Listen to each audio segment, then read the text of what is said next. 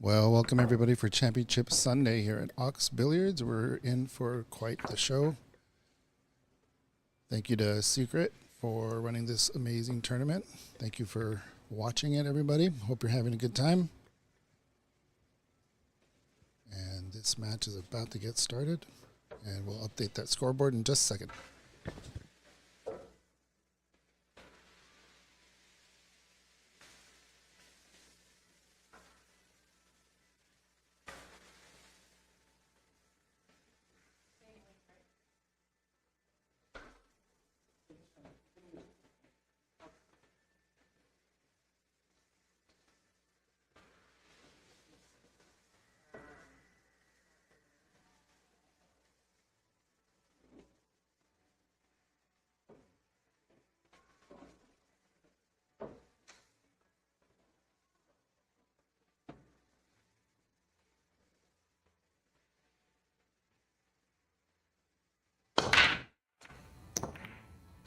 Whoops. Oh, there's some points.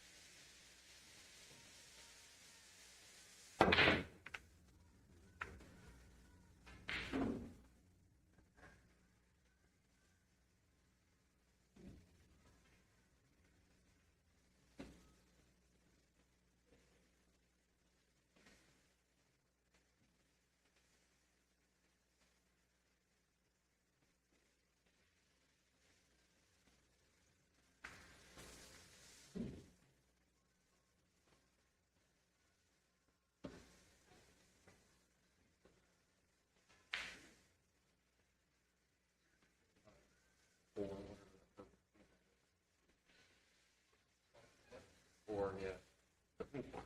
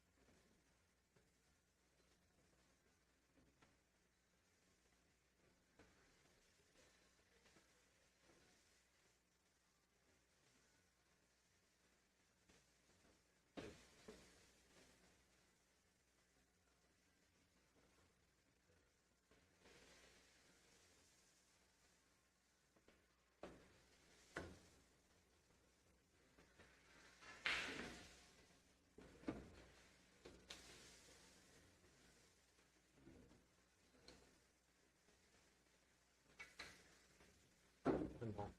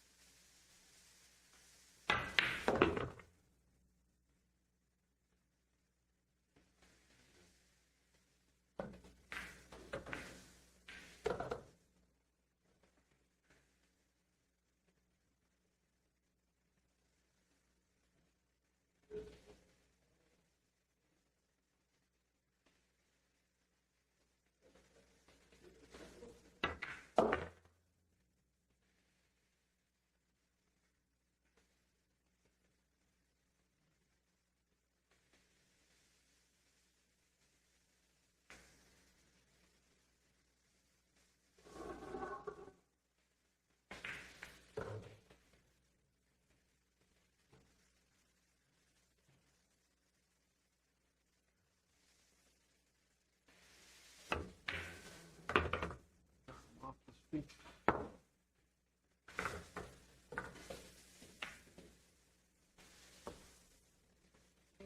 One.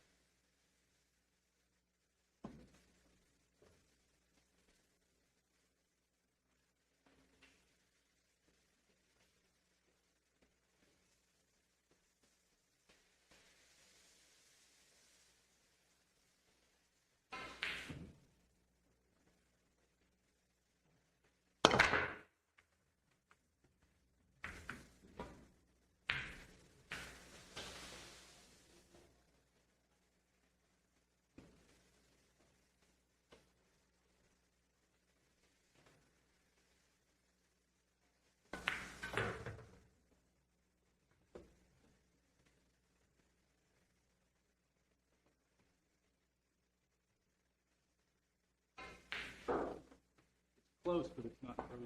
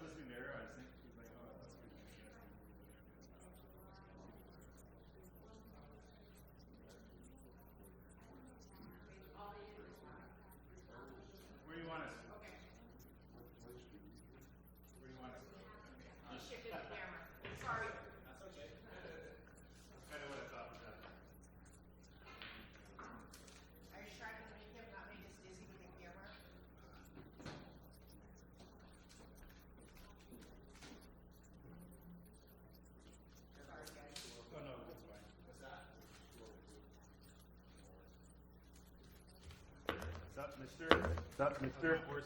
How's my horse this morning? He's rolling out of bed.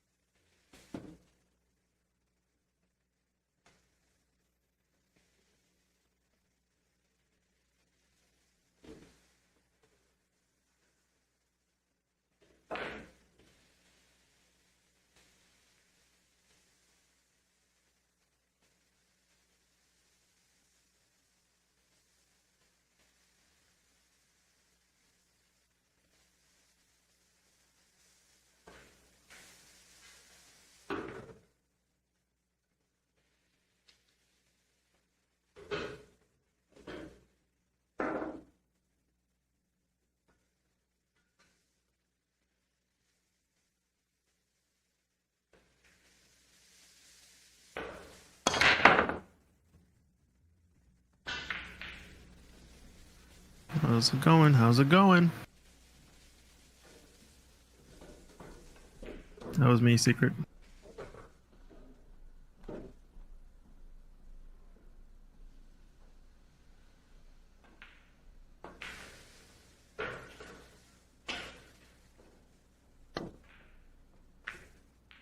Someone's able to turn the microphone to mute that's in the commentary booth. I think that'll reduce some of the extra background noise we're hearing.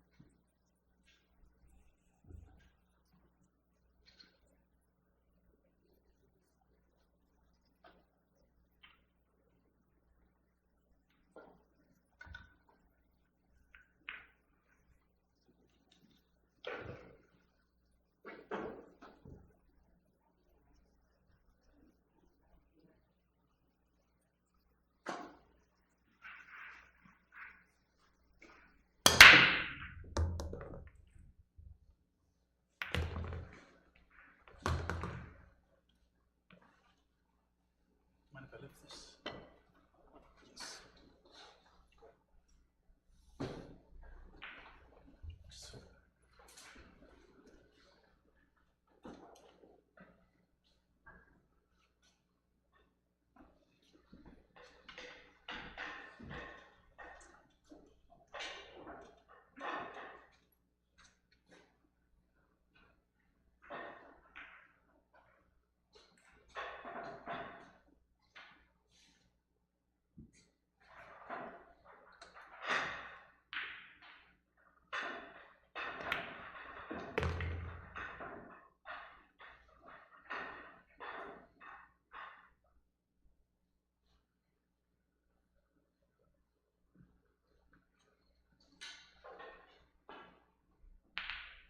Had to fix some audio issues there, and it looks like we're back in sync and things are looking good.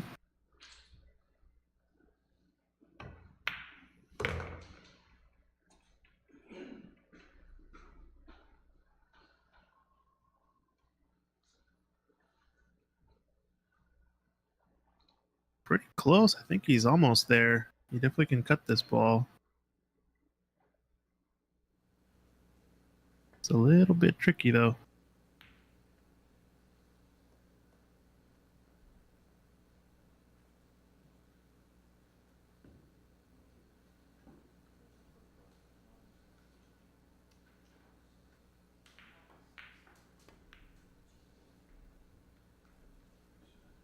Good safety. I like it.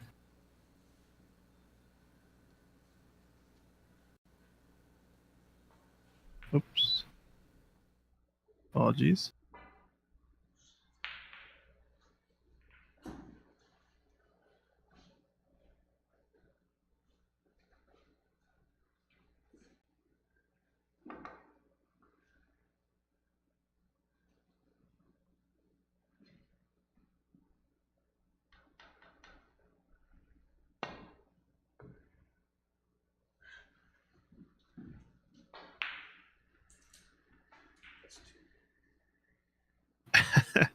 Trying to zoom into the payouts. No, that was by mistake.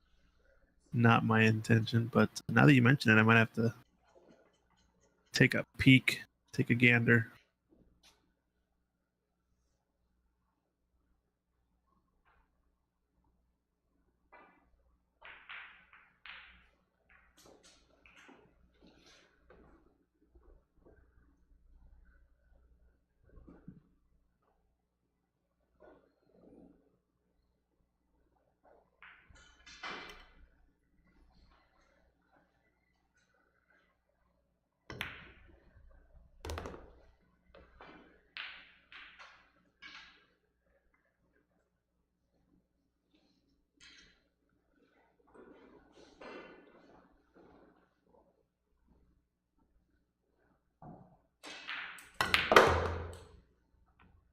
Yeah, secret. I got that. Yeah, I checked it out.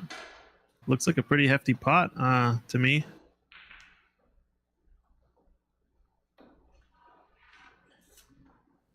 A sneak preview of tournament director extraordinaire Secret Wong sweating the action on the stream. You can see the payouts there on the table. Things are looking good. Hashtag stick game strong.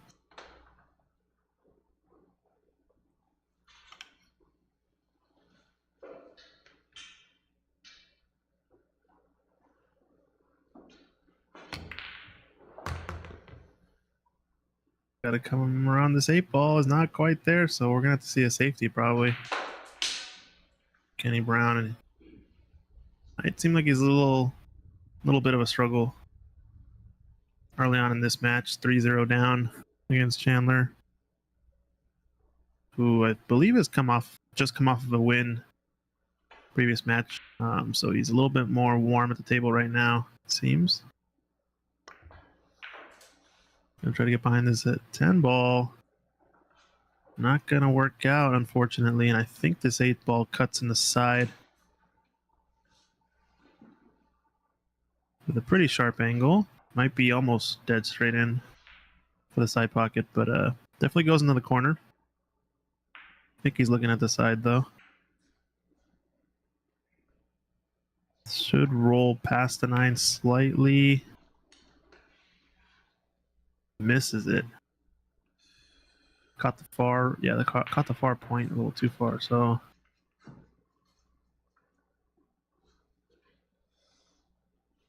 Kenny Brown definitely takes a sigh of relief there. I think it should be fairly routine. No commentary curse. Anything happens, of course. He has gotten a little bit funny on this 9 and wants to make sure he's off the rail because he'll at least be able to access more of the cue ball.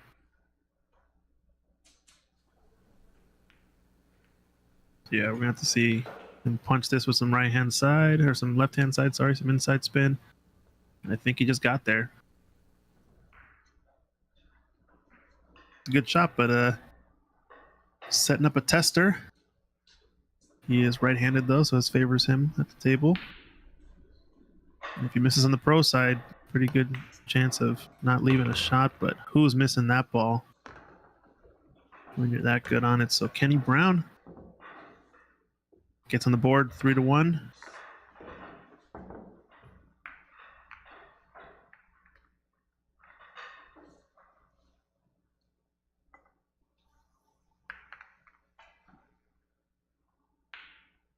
Got action.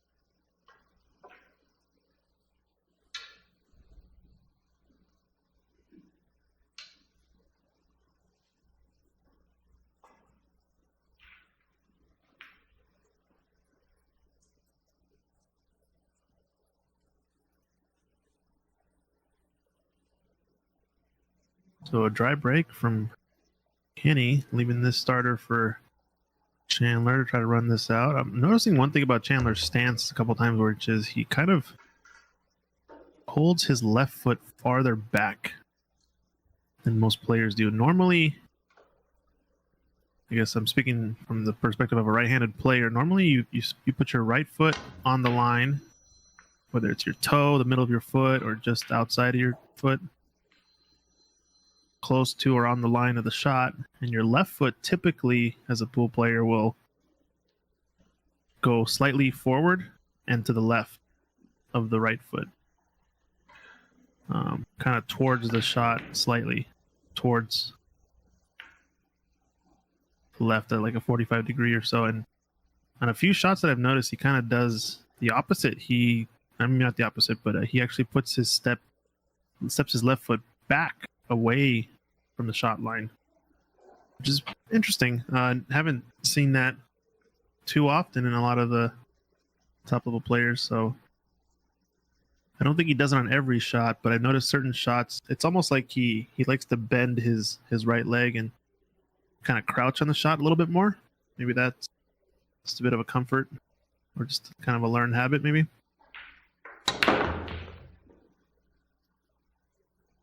Wow, he juiced this one. He managed to cheat the pocket pretty well there, and the ball kind of jumped up and it almost helped him check it off that rail to come up table.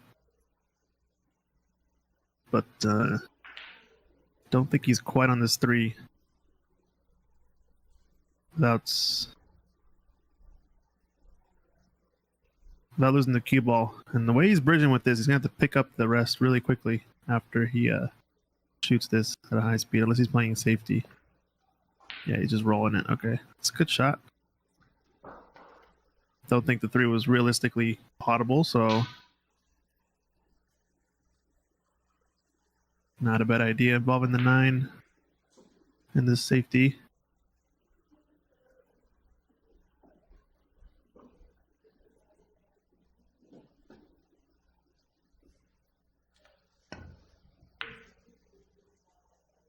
has a chance. And it might have gotten just a bit funny for Chandler.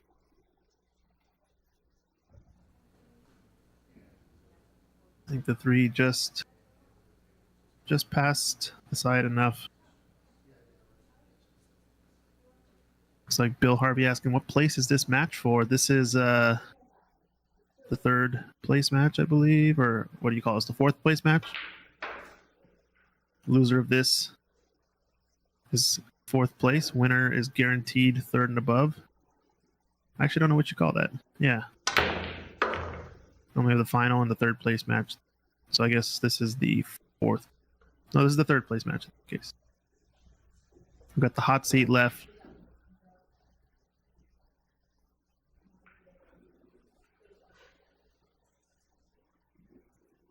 Looks like one of the players is not in the building yet for the hot seat. Oh, so he point hooked himself. No, sorry, the 8 ball. I was looking at the purple again. So smart shot there. Decided to just roll up the intentional foul and push the 9 at the 7, causing a bit of a tricky layout. Hendrick Man saying quarterfinal. See, I've always wondered this with double elimination. I don't think there's technically a quarterfinal, a semifinal, etc. Unless you're only looking at one side of the bracket. For example, the hot seat match is technically the winner's side final, but it's not the final. So not to get too technical, but I'm not exactly sure where a quarterfinal lives other than, when there's a certain amount of players. Typically it's 8 players left is a quarterfinal.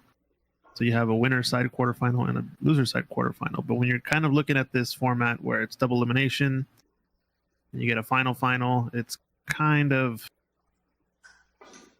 difficult, I think, to quantify something as quarterfinal in this case, unless you just count back from the actual final. So I feel like I usually just call them by the place that they're determining, basically. So yeah, like the 4th place match, 3rd place match, and winner side final, actual final. That's maybe what they call it, the hot seat match. Oh, we try to go into that cluster. Actually fortunate to not make contact with that 7. I think worst case scenario would have been to miss the 6 like he did and open up the balls, but now he at least is still making it Chandler's problem. I wonder how close the 9 is to the rail. I think it's basically frozen, which tells me it doesn't go up into the top left corner most likely.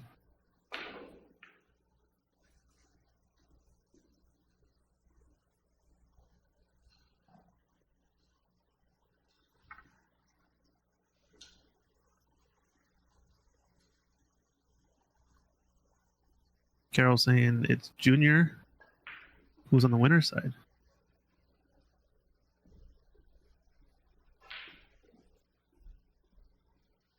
I'm not exactly sure. Is Junior playing? Did he play in the tournament? I don't think so. Maybe he's in a different tournament this weekend.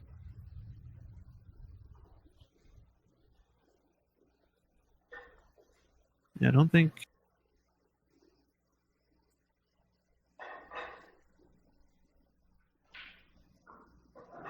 Our winner side match is Tony Waters versus Anthony Abisado. That's our hot seat coming up in about 15 minutes, apparently.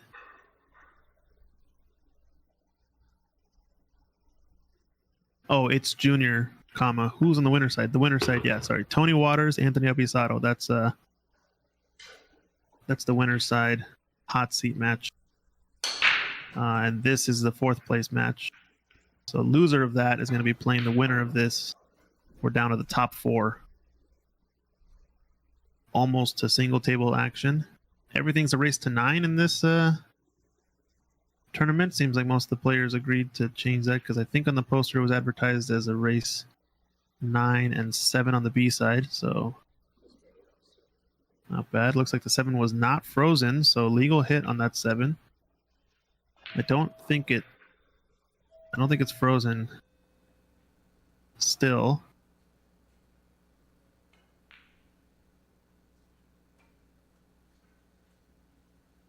I wonder what kind of safety you play here if you're Chandler.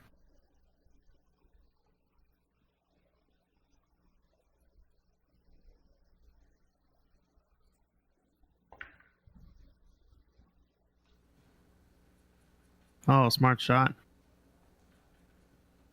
He did have enough angle to come around it, so almost got behind the 10. Yeah, no problem, Junior. Good to hear from you. Good to see you in the chat.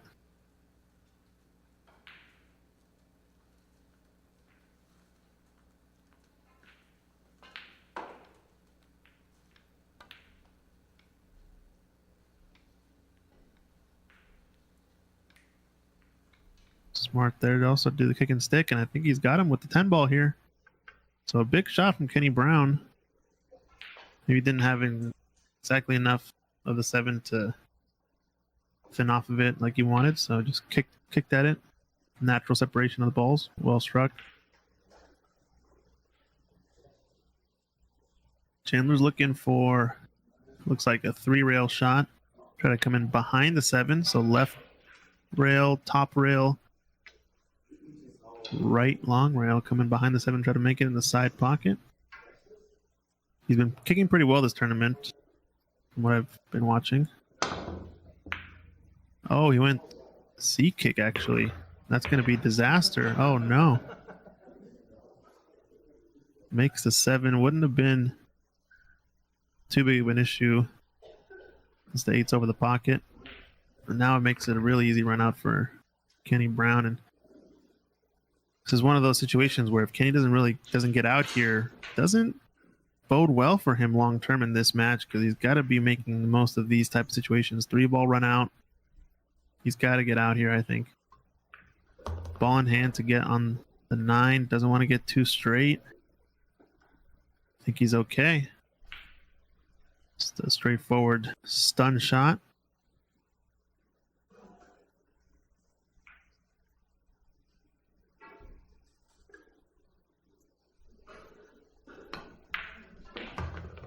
Yeah, well done.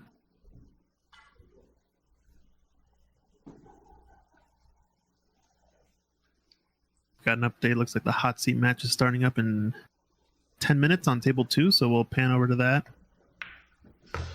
We get some side-by-side action as well, since these are the last 2 matches that will be happening simultaneously, and then we'll be back down to 1 table action for the rest of the event. Top 4 players, if you guys are enjoying the stream, like and subscribe. We just hit 1,100 subscribers over on YouTube. Little milestone there. So thanks for supporting us as we provide some gentle entertainment for the weekend. We do have some events coming up as well at Ox. We've got Sean Murphy, for those of you snooker fans, part of his North American tour hosted by the Wine Cellars, will be coming to Ox in a couple weeks' time. Oh, I lost the dates, I guess. But yeah, check out for Sean Murphy. He's going to be here on the 16th, I believe. Should be a pretty cool event if you've never gotten to see professional snooker table in action, or professional snooker pro player in action. Sean's one of the best of them. Just came off a pretty strong season as well.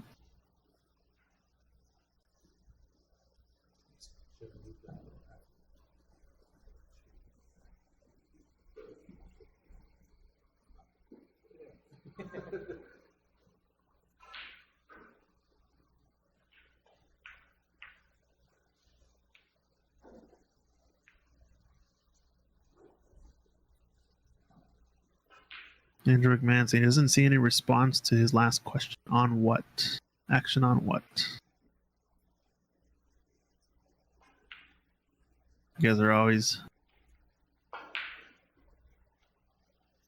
battling in the chat back and forth, I see.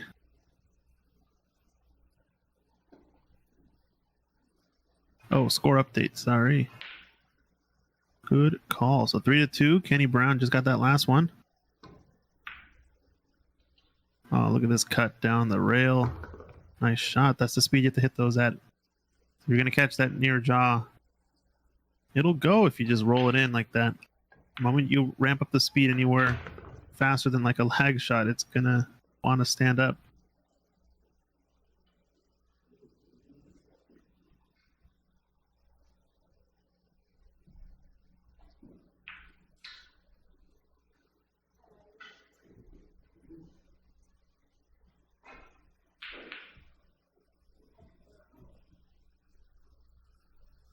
Roger that, Secret, no problem. We'll take it.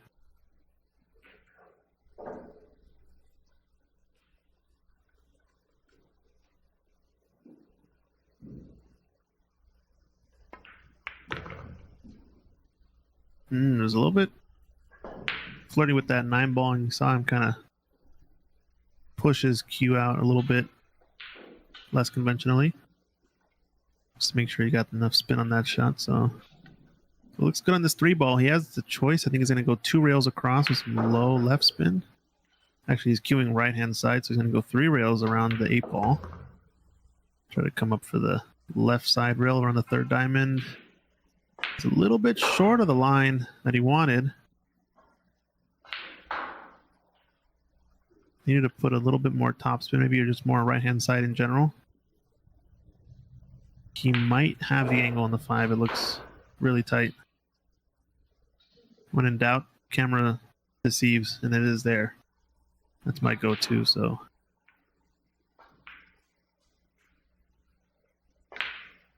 Yeah, you're good. Go get some lunch. We're taking it from here. Yeah, so the 5 was there. And he's not hampered by this 10 ball, so this is the point in the rack where a lot of players, I feel like you make 3 or 4 good shots, and all of a sudden the run out starts to break down around shot 5 or 6 for most, high 500, low 600 players. This is where mentally you kind of have to just start over and pretend you just got to the table and just do another 4 or 5 ball run out, and you'll be out, It's kind of the difference mentally, I think, at the higher levels is being able to separate everything into a single shot, isolated from the rest of the run out.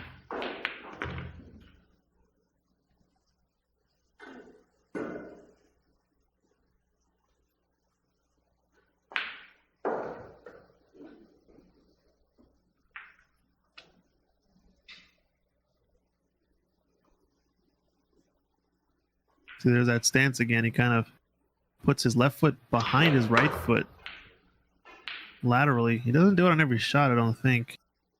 Just seems like certain shots where maybe he's more crowded or needs to open up. I wonder if he does that consciously or if it's just automatic. That's how he feels. I don't think he does it on every shot, but I could be wrong. Good stroke there. Knocks it down. Chandler 4-2 up against Kenny Brown in this 4th place match. Pretty big difference here for the winner in terms of cash payout. I believe most of the side pots are cutting off at the 3rd place for the minimum cash. So loser of this is at least guaranteed $940 for their $500 entry and whatever side action they had. But you get a 3rd place, you're guaranteed $1,300 on the main board, another $420 in the side auction, another $140 in the side pot if you put in there, and the winner take all, I believe, is going to be one of these 2 players. So they're playing for quite a big difference, I think.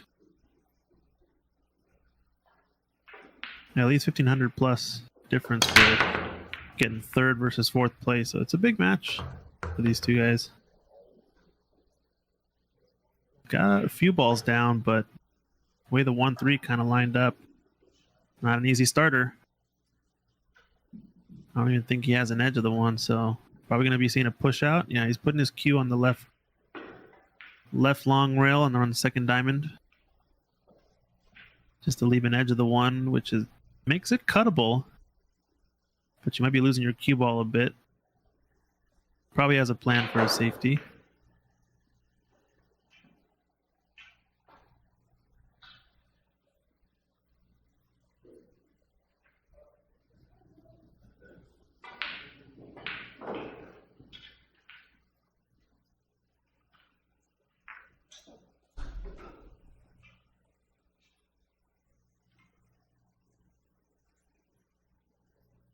One ball cuts. Wonder if he's sizing up the make or not. Oh, so he's put Chandler back in. Interesting. See what Chandler had planned all along. Yeah, I knew he was going to go for it. I had the feeling. It's always going to be tough to get on the two, but he's got a shot at least. So an interesting choice for Kenny Brown to pass that up. I figured he at least had safety shot in mind. Could have thinned the one kind of the same way and spun it with some left-hand side to come behind these balls, but alas, no longer a chance. Good stroke there. See if he does the stance again. He's been doing pretty consistently now that I've been watching it. Kind of puts his right foot forward and his left foot back. It's interesting. Right foot forward, left foot back. So it's like a left foot doesn't really go forward into the shot. He kind of just replants it where he's at. Non-traditional, I'd say, pool or snooker style. So he stands back from the shot, looks at it, and then just puts his right foot down and then replants his left wherever it was. He doesn't really step forward or to the side with the lefts. Typically, you'll see pool players step forward with that second foot, kind of like skateboarding a little bit, or they'll step out in a 45-degree angle or so. On snooker, you'll see them step much more out to the side. This is interesting. I think this might just be a learned habit. Something too difficult to change at this point in his pool career that he probably just keeps it. Oh, and he missed that 6 ball. I didn't see it drop. I thought it had dropped, but it kind of blends in from this angle. The green.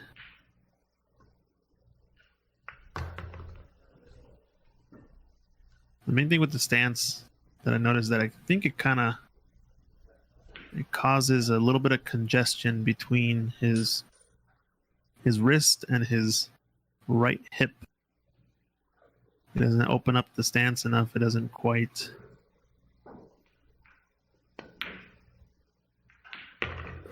get enough space for cueing some bigger strokes. That's interesting. I was interested in seeing players' fundamentals and how they adapt and change over time and how they perform with it.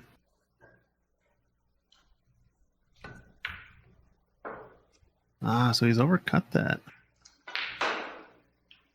Didn't quite compensate correctly for the right-hand side there. I think I saw him miss overcut similar to that earlier in a previous match. But he's gotten away with this one. He's just going to...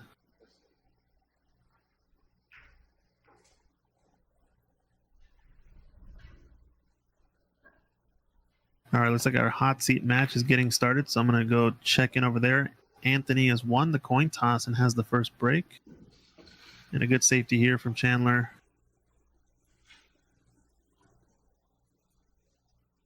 So let's check out our hot seat.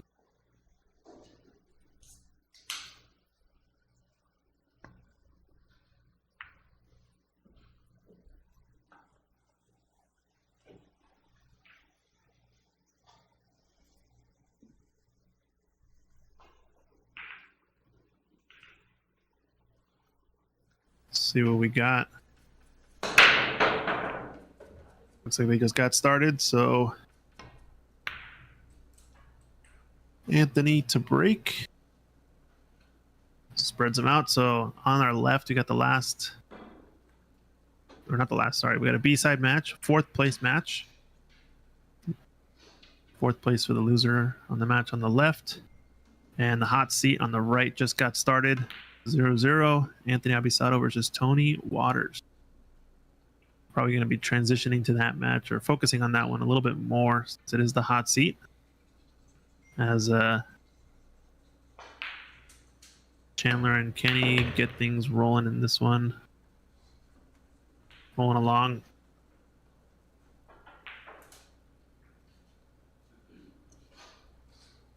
I've seen Anthony shoot before at some of these tournaments. I think I went to one where he's at 15th Street or maybe at Lincoln City. I don't know where he plays out of, but in the chat knows. And Tony Waters I have not seen before. It's got a real interesting stroke, kind of like a straight pool-esque, almost standing up a bit on the shot. Doesn't quite get low on the cue. Secret Wong says Oregon. So Anthony from Oregon area. We have been getting a lot of the usual travelers from Washington, Oregon, and Vancouver, BC, Canada. Oh, so it looks like Tony's from Idaho. Very cool. First Idaho player I think that I've seen play here at Ox. And Anthony misses that one.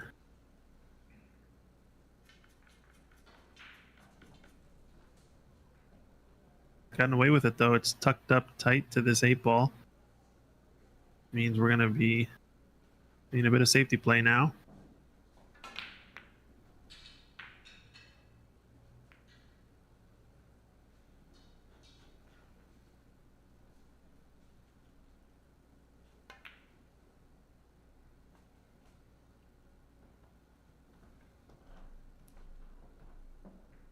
Lake Chaos gonna stay on the B-side match. Yeah, let us know if anybody wants to see a particular match or not. I can always go to the side-by-side to check out both matches. I believe Kenny Brown did win that last rack, so it's 4-3 on the B-side match.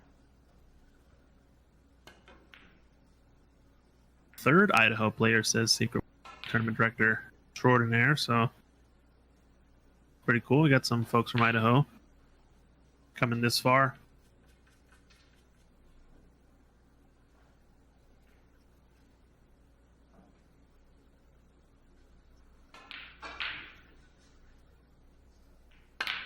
There's Tony Waters on the right-hand side. You can see he's kind of standing up on the shot. Doesn't really get too low on the cue. And I think that's going to be a sellout safety. He's going to leave an easy starter for Anthony.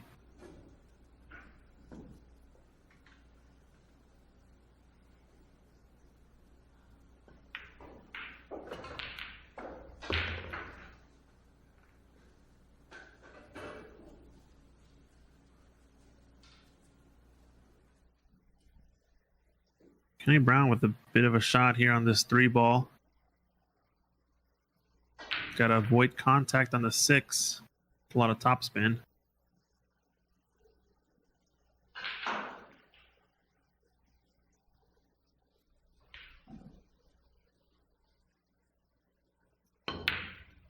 Be a bit of right-hand side as well, but no, he struck it really well.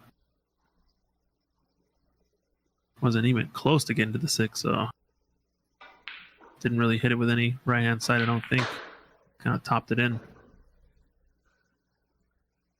It's a little bit steep on this 4-ball.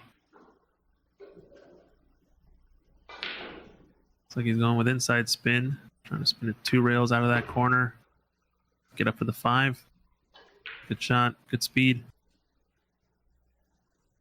Was flirting with that 6-ball a bit, but managed to avoid the contact, as it would have sent him toward the 5 or toward the side pocket. Now I think the rack opens up once you get on this 6-ball, really. It's open. It's all open now, but I mean, still not quite an ideal position.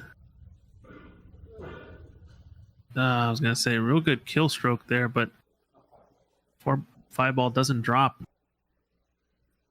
You kind of overcut it, and that's kind of the tendency when you're hitting with a lot of outside spin on those slow rolling shots. You tend to throw the ball thin as well as swerve a little bit, get a thinner contact as well. It's hard to gauge because you're deceptively aiming it thinner. Aiming it thicker, sorry. But at a slow speed with a lot of outside English, which you typically aim thin when you're only focusing on deflection. So it's a lot going on in that type of shot. Good shot to learn though. Really slow spinning kill shot. Banks are open on Sunday apparently. Justice Kenny was starting to catch a gear there. Unforced error leaves Chandler with a golden chance. Golden opportunity. Oh, he'd like to come in to the right. Short side on the 8. Pretty good. Gonna be loading this up with some right-hand side. 1-2 rails toward the 10. Looks good.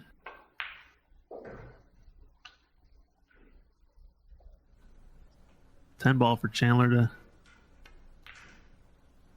once again get a 2-rack advantage.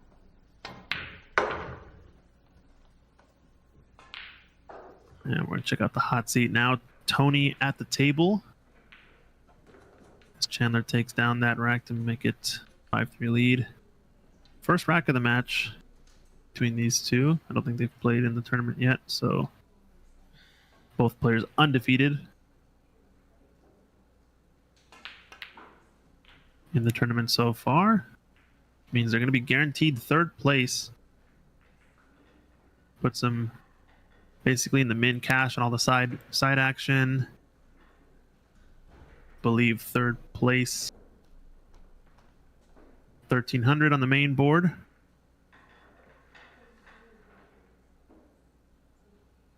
1,300, 620 on the side. 140. So it looks like upwards of about 2,200 or so for third place. Oh, sorry. 13, 420, 140. And I think the winner take all is on the other table. So, yeah, upwards of about 2K or so. Not bad.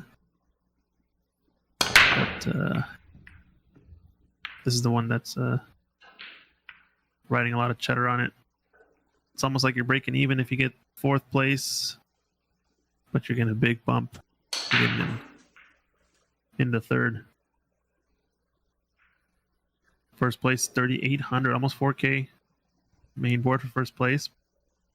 1,200 on the side action, so definitely gonna be making some cheddar in this one. 5K or so, 5.5 in total side action included. So players are still playing for quite a bit.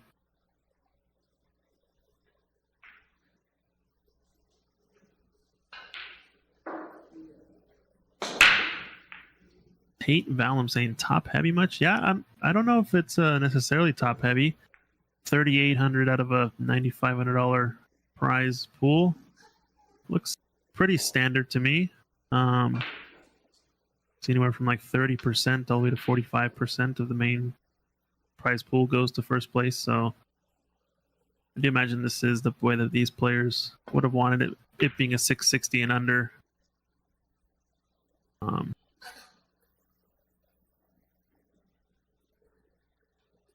Yeah, there are 20 players total in the field. So pretty good, I think, if you ask me. 30% of the field paid out, says Secret Wong, our tournament director. So paid a little bit deeper than typical. I think typically you get 25% of the field or so in the main board. And about half of that into the auctions, etc. So out of 20 players are playing all the way through 6th place. It's pretty good.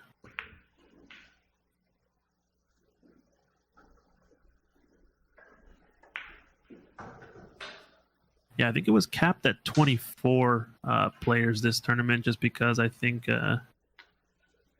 with a full field and race to 9 on one and possibly both sides, it would have been a pretty long event. on the 9-footers, so I think it's possible to eventually host one of these, maybe at 32 max with this type of a race. 10 ball also tends to take a lot longer, even with the Magic Rack. I think timing has been good. We do have a little bit extra time today, so I think it is possible to maybe push it a tiny bit, but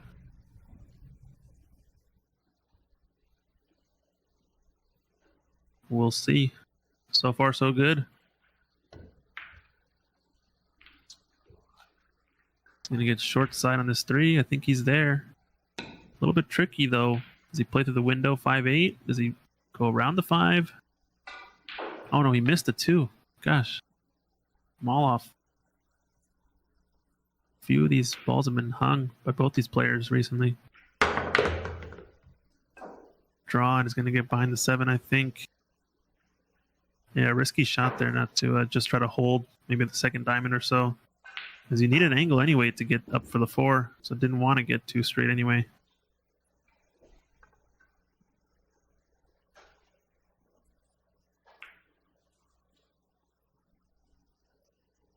I see. Yeah, so 24 player cap long race. 13 is the race in the finals. And table 8 being taken out of commission because of the distractions nearest to the bathroom, so only 7 tables available. Yeah, it makes sense. Definitely can expand the field if we're playing shorter races, as well as with playing with 9 ball. A lot more random balls going in, typically speeds up the racks.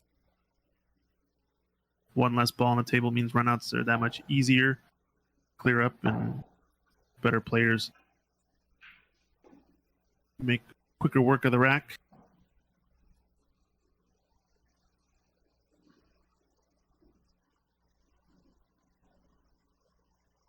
We're looking pretty good. No dropped frames. Quality of stream, 1080p, 60 frames, looking good. We're about 3 hours into it on this live stream. We might have to do a reset for Facebook one time for the final. I'm not sure yet. We'll see.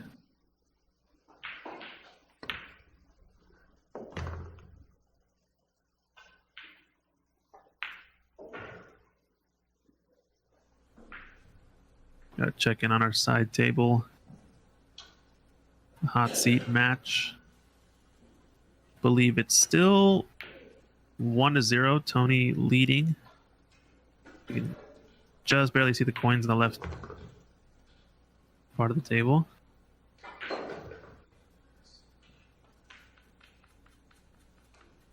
Oh, Seeker Wong saying looking at doing a high entry open and making it 9 ball. Same details as this event, but just 9 ball, but making it an open event instead of a capped event. So stay tuned for that. Hashtag stick game strong on Facebook. Gonna have the details there. Thank you, Tate. Stream has been fun.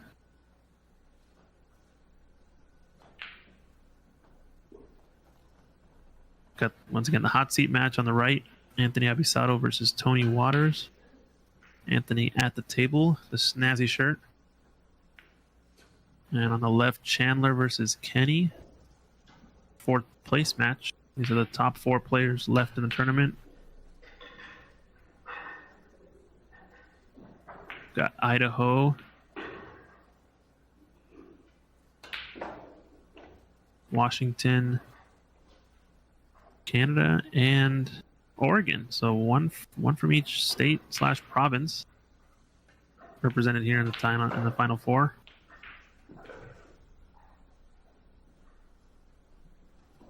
Looks like Anthony was made that match even over in the hot seat. Makes it 1-1. Focus on this match, I think, until it closes out, and then we'll switch over. Be any distractions.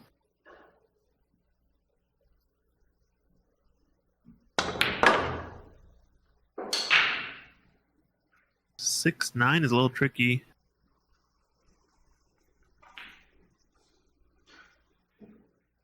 Kind of safe for you playing here. Just rolling up on the 9. It's going to leave an easy kick shot, though. one rail.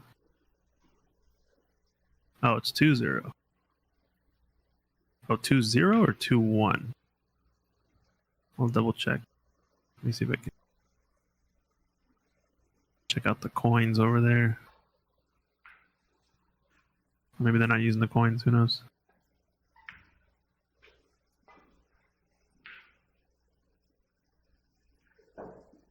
Oh, I think they are. It looks like 1-1 maybe on the coins. Believe Tony got the first one, so it's a good shot here from Chandler. So he's just playing the safety, and I think he glued him to this 9 to take away that one rail. Which means we're going to see him work it with a little bit of side. Oh wow! No, he was able to hit it directly. So trying to see if I can get the angle and see how close he was to that 9. He wasn't frozen, it seems. Double kissed and left the 6 ball in the pocket, so got away with it, I think. It's left the rail first. Unless he can swerve? No, he can see it, I think. Queuing up like you can see it. Oh no, he went rail first the other way. Gonna be an opportunity for Kenny. Not easy.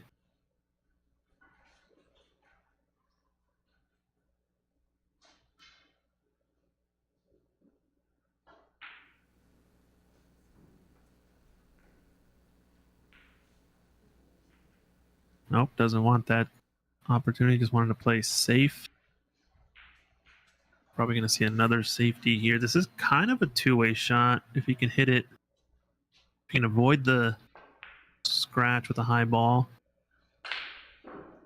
I like taking this on as its natural position for the 7. Pretty likely to get safe if you miss it on the pro side or thin side.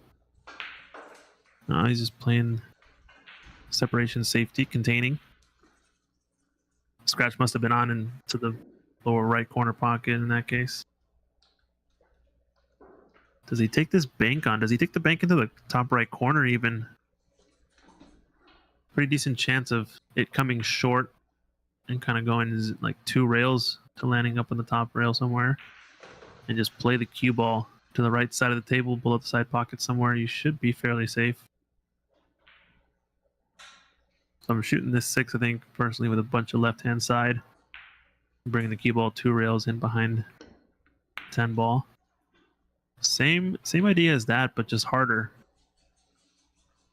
And maybe cutting it a bit more so that if you miss, you get close to the bank. 6 ball creeps higher up table. Cue ball's gonna have a little bit more energy though. Might not work out. Another safety here, and wants this to be tight to the 7.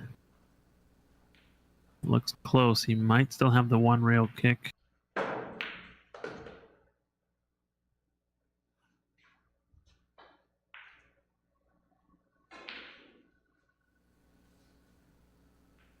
Yeah, he's looking at the line. 1 rail's definitely there. These do play short, so you might have to work this with a little bit of right-hand side. Yeah, he's putting a tiny bit of right-hand English and just goes a bit too far. Ball in hand from Chandler. Good safety. That was a little tough because that 9 ball kind of was in the way of the natural line, but I think just rolling it would have been a little bit safer. Had a chance to make the ball as well. Tricky, these rails.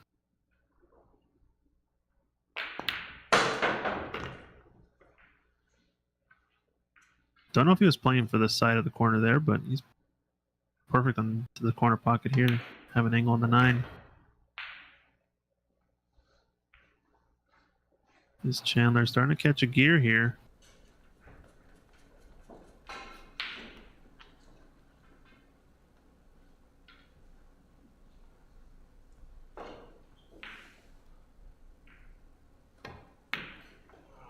No, he's not. Yikes. Felt like he kind of gave up on that stroke, almost like a decel. Rare miss. think I would have liked just stunning it 2 rails out to the center of the table just to guarantee a good stroke on the ball. Kind of tried to hold it.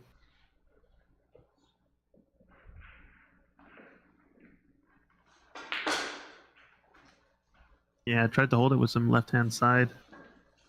At that angle, it seemed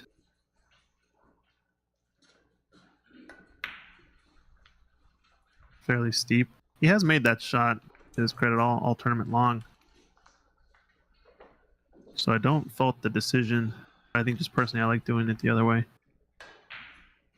Kenny Brown, unfortunate kiss off this 10, leaves a pretty open 9 ball. What do you do? What do you do for Kenny? Don't get a look at the ball on the miss. Leaves it straightforward, 9-10. And this is going to put Chandler 3 away with a 3-point lead. So 6-3, Chandler goes up. Go check out the hot seat match for a bit.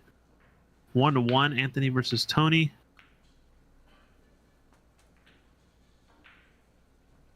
Good kick shot from Tony to clip that 5 near the side pocket, and now leaves a tight bank. I think he's going to be playing safety here. Roll this cue ball up table, separate it with the 9 for the 6. Now I hit that too thin, I believe. A little bit thicker on the contact. It does kind of mentally bring the side pocket into play, but I don't think it was threatened at all. Here to shoot with a confident stroke. And I think I liked also shooting the cue ball 2 rails. Try to get it in behind 7 and 10. But another interesting stroke from Tony Waters. He kind of doesn't get very low on the cue. You don't see that too often anymore with a lot of the top players.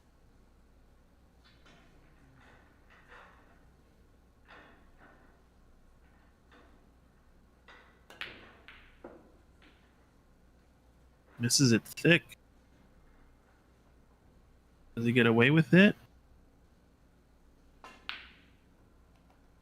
Not this time. It's available, so Anthony with a chance to go 2-1 up.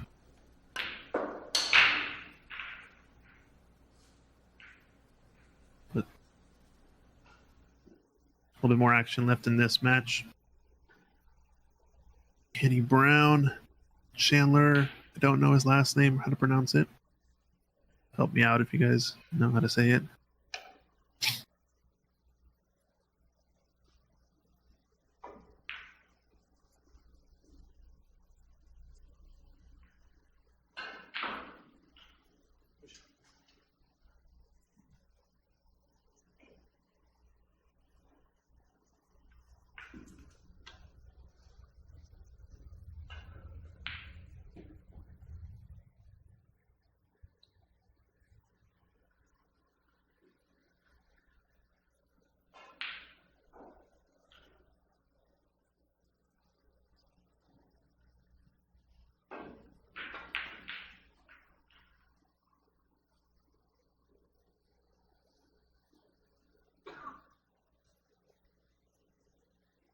Yeah, Buck Moose and Twitch saying Deco Toe. I don't know, but I think I'd stay away from pronouncing it incorrectly until we get confirmation.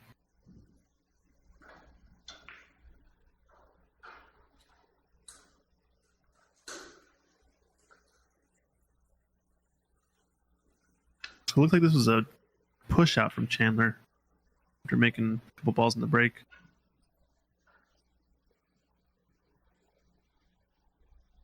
Okay, some lore there from Tate Valum saying that Tony used to get lower on the cue in the old days, but has had neck surgery since then. So makes sense. Start to see most players with either back or neck issues tend to have different stances or strokes from when they started. I think in general, I think most people do agree that a lower head on the cue leads to much more accuracy. Seems to be pretty generally accepted.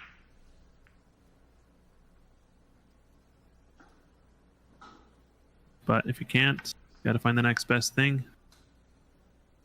So a good kick shot from Kenny.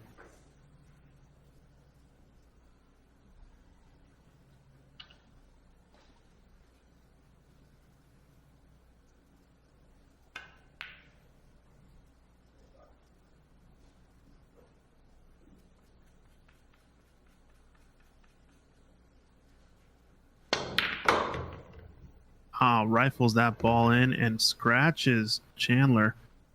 The big shot. Unfortunate, but you know he was losing his cue ball all day on that shot, so can't call it too unlucky in that scenario since he knew it was going to be racing around the table. And Tony leaving the 7 ball in the pocket for Anthony. Get a good starter. But overdraws his cue ball here. Let's check out this rack. There's only 3 balls left to run this out. Gonna be trying to cut this 8 up the rail. I think I like slicing it, playing 2 rails across and hitting the 8 with a good confident stroke. Just trying to stay on the tangent line with a tiny bit of right hand side. Cuts it thick, but gets away with it. A little bit of drama early on in this hot seat match.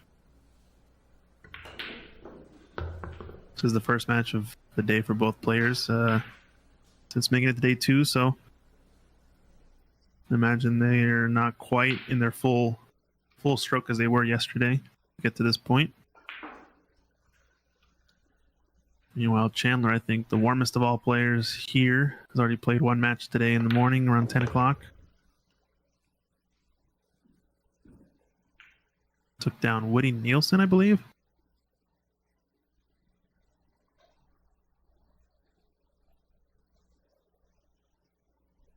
I think this is a straightforward stop shot. Maybe draw back a little bit. Doesn't want to draw back too far to make the 5 ball straight. I think he's all right. Definitely can cheat the pocket and has a lot of options on this 5 to 6. No, Kenny played Scott Bernard this morning and won 9-2. Okay. So both players much more warmed up on this B-side match, as it usually goes in these tournaments. I think to counteract that is, as the A-side player, you kind of have to find a table and practice on your own. Just make balls, hit some balls around while you're waiting to warm up. Because you're not going to be having the match right before. Yikes. Lake McKay calls it. This is missable. Overcuts the 6 ball. Catches the near jaw, and once again, a nice, easy opener for Chandler to get a 4 ball run out and try to run these balls out. There's that open stance that he has.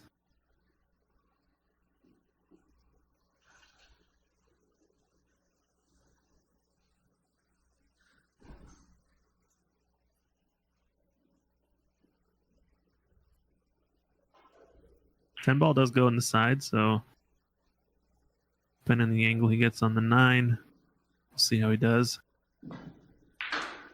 Rattleable. That's a word. A word and a half. Looks like Tony on the other table took down that last rack. I think he's 2-1 up now. Say it 5 times fast. I don't know if I can do that. I'm not going to try either. I think you guys got to stun this ball in. 1 rail come at the 10. Play the side.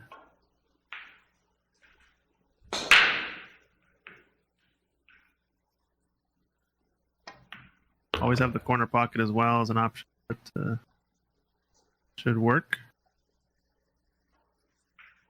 Big shot for Chandler. I think if he gets to 7-3, it's going to be a big hill for Kenny to climb. Yep. Biggest lead of the match so far from Chandler, 7-3 up. Check out our hot seat match. Tony Waters taking down that last rack over Anthony Abisato. Believe it was a dry break. So this is Anthony's chance at the table.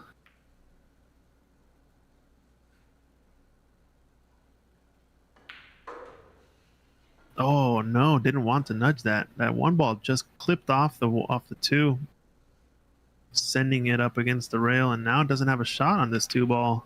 I don't think. If it were frozen, it might be able to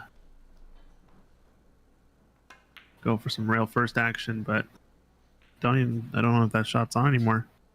It is close to the pocket, so definitely widens his sort of margin of error, but I don't like taking this shot with the two off the rail like that.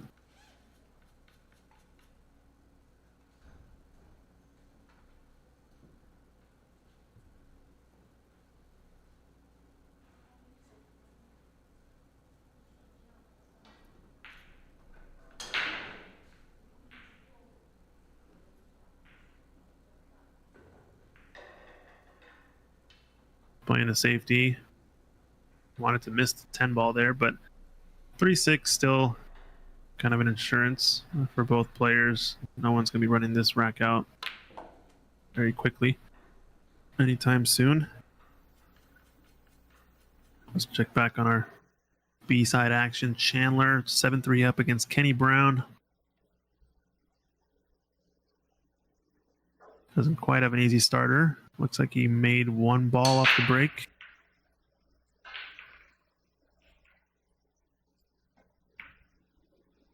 And is it going to be a pretty good safety, I think. Got this pretty tight to the two ball.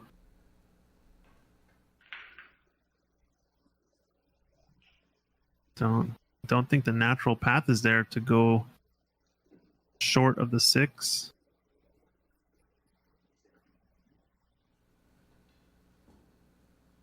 Yeah, so he's gonna have to work this with some left-hand spin if he goes this way. Gauge it right. Hit this a little bit hard last time, in my opinion. And once again goes wide. Interesting. So it seems like the spin did grab a lot there. Another ball in hand for Chandler. One away from the hill. Can he clear up here? Which would be pretty huge. I think if he does get out, 8-3 is going to be too big of a comeback for Kenny. You never know, though.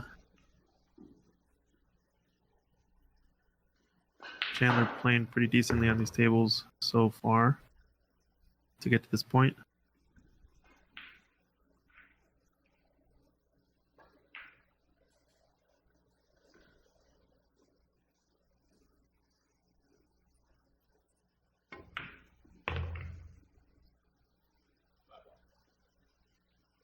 Playing the combination on this 5. The way the cue ball is going to exit this too is going to float to the left side of the table somewhere. Just doesn't want to go too far and bring the 10 ball into play. Probably going to have a thinnish cut on the 3 next, the same pocket. Yeah, 3 came out nicely, so it's looking decent. 4 ball passes the 7.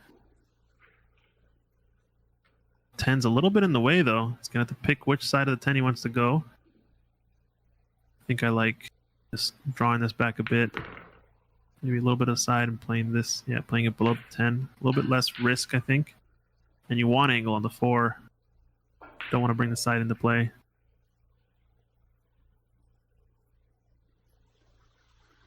Not too much angle. There's that interesting stance. Didn't miss it that time with the inside spin, so he's looking confident, Chandler.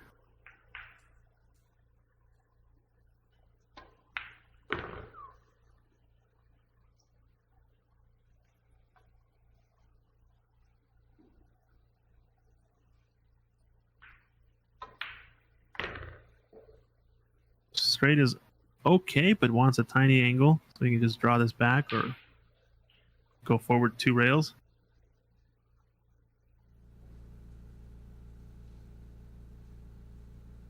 Kind of aim for anywhere middle of the table is totally fine.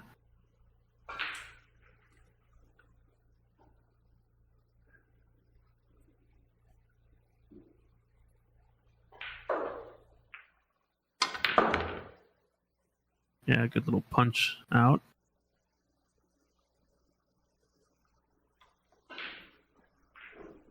Big 10 ball for Chandler. Get on the hill.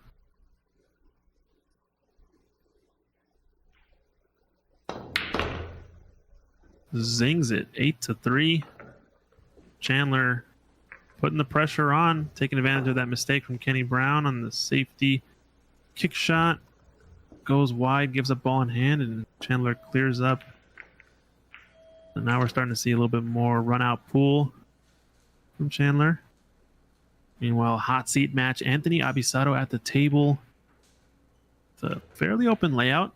8 and 10 are clustered up close to the 6 ball here on the right side of the screen next to the green 6. We're shooting pink 4, purple 5 next. Probably playing to the top rail here. Getting on the 6 ball is going to be tricky. He's going to have to put a good stroke on this ball. It requires more spin than you might think. More spin, less speed at this angle. While Chandler getting ready to break on the hill, we'll cruise on table 1 for a bit on the B-side match. Yes. Chandler might be close to clearing it up.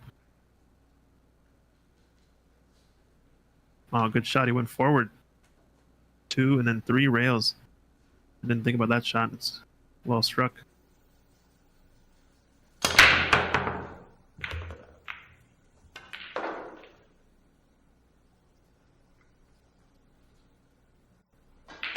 Chandler with another big break, but the 5 ball comes at the last second in the way of the 1 ball.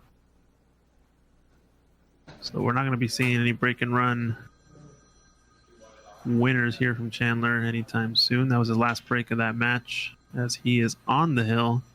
Winner break format, race to 9, handball action. Let's see.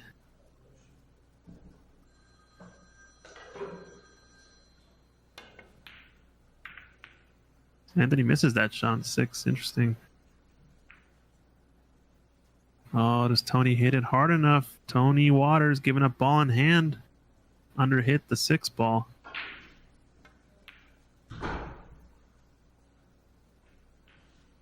Now he can solve this cluster and hope get on the 7. Friendly nudge for Kenny on the left side table. Clusters up the 5 near the 8 and pushes the 1 behind the 3, so gets away with 1 on that safety. A lot of back and forth. Oh, no. Anthony misses the kiss off of that cluster, so now he's got work to do off of the 7. Wonder how he's going to solve it.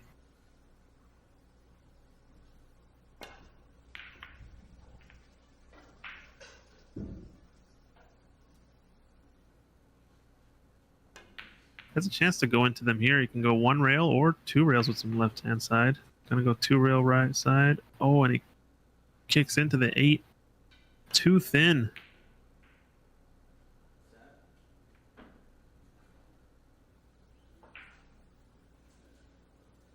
Unfortunate there on the breakout. Gonna be seen as safety, I think, next. So Kenny Brown in a must-win situation. Chandler's on the hill, and he's at the table. Ooh, double kisses the 1 on that safety, leaving it into the side, into the corner.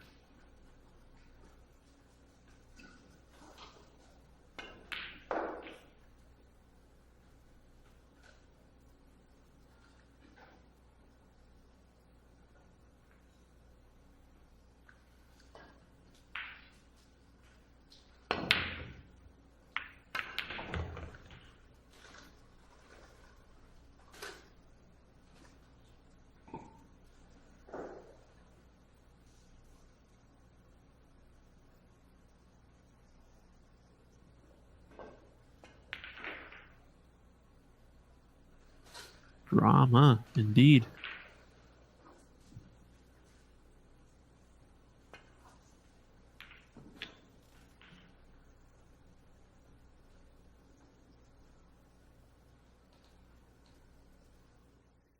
I have to watch this opportunity here for Chandler.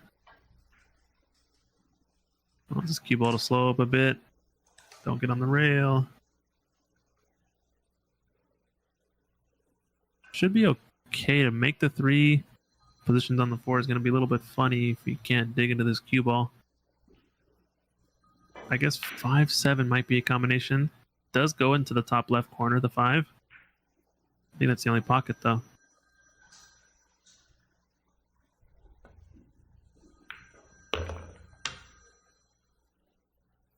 Yikes. Hampered queuing over the 10. Maybe he's looking at the carom, I guess. Yeah. Carom off of the 5 and make the 7 inside. Probably going to be his plan. John Mosseri in the Facebook chat hails from Alaska. How's it going? Asking how often does Ox run these 660 and under tournaments? Excellent question. I think Secret Wong is our tournament director extraordinaire, would be able to answer that question. I think this might be the first 660 and under we've ever had at Ox.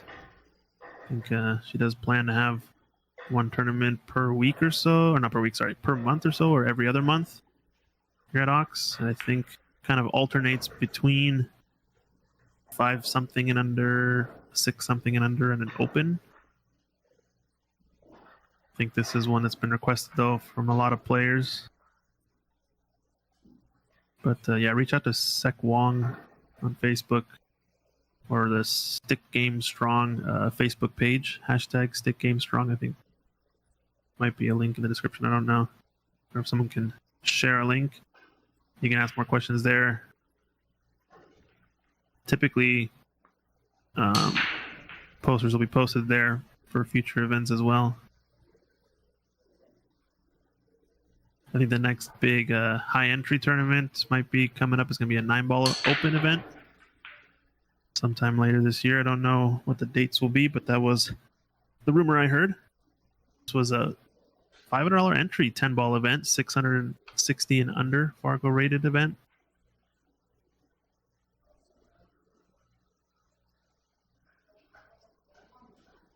Chandler with a good chance here. Get this combination. Oh, he went for the cut into the corner. That was his big chance of this rack, I think, because all the balls are sitting in the pockets now.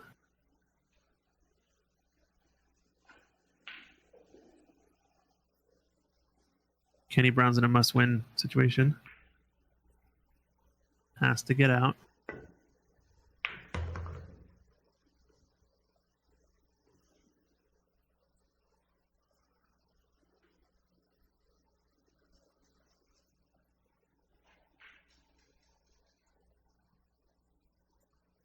This is the 4th place match. We're down to the final 4 players.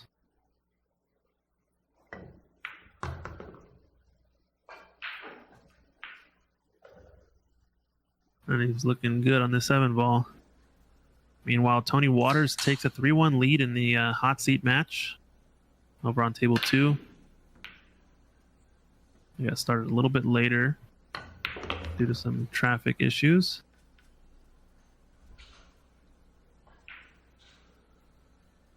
We've got all sorts of players. We got Washington, Oregon, Idaho.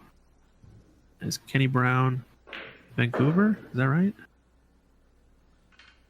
We have all regions represented in this final 4, maybe. Oh, and he's come a little bit long on this 10-ball, so a little bit more testy maybe than he wanted, but I think he's a favorite still to get out here.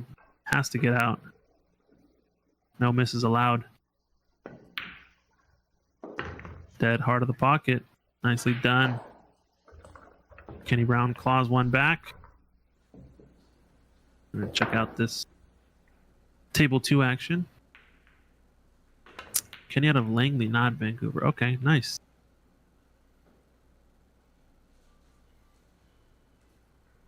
The group is called Inside hashtag Stick Game Strong. Andrew McMahon asking any update on One Pocket. Good question. I think if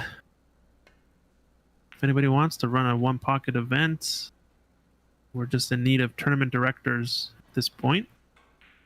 Live streaming is easy for us to do, and finding a date with a tournament director is, I think, all we need. So if you guys are interested in One Pocket, I know a lot of players would want, or have been asking for One Pocket on and off. It's a little bit more difficult maybe to gauge the scheduling, since sometimes matches can go a lot longer or shorter than expected. I think we've only ever had one, maybe two One Pocket games or events in the past. But if you know of anybody who wants to be a tournament director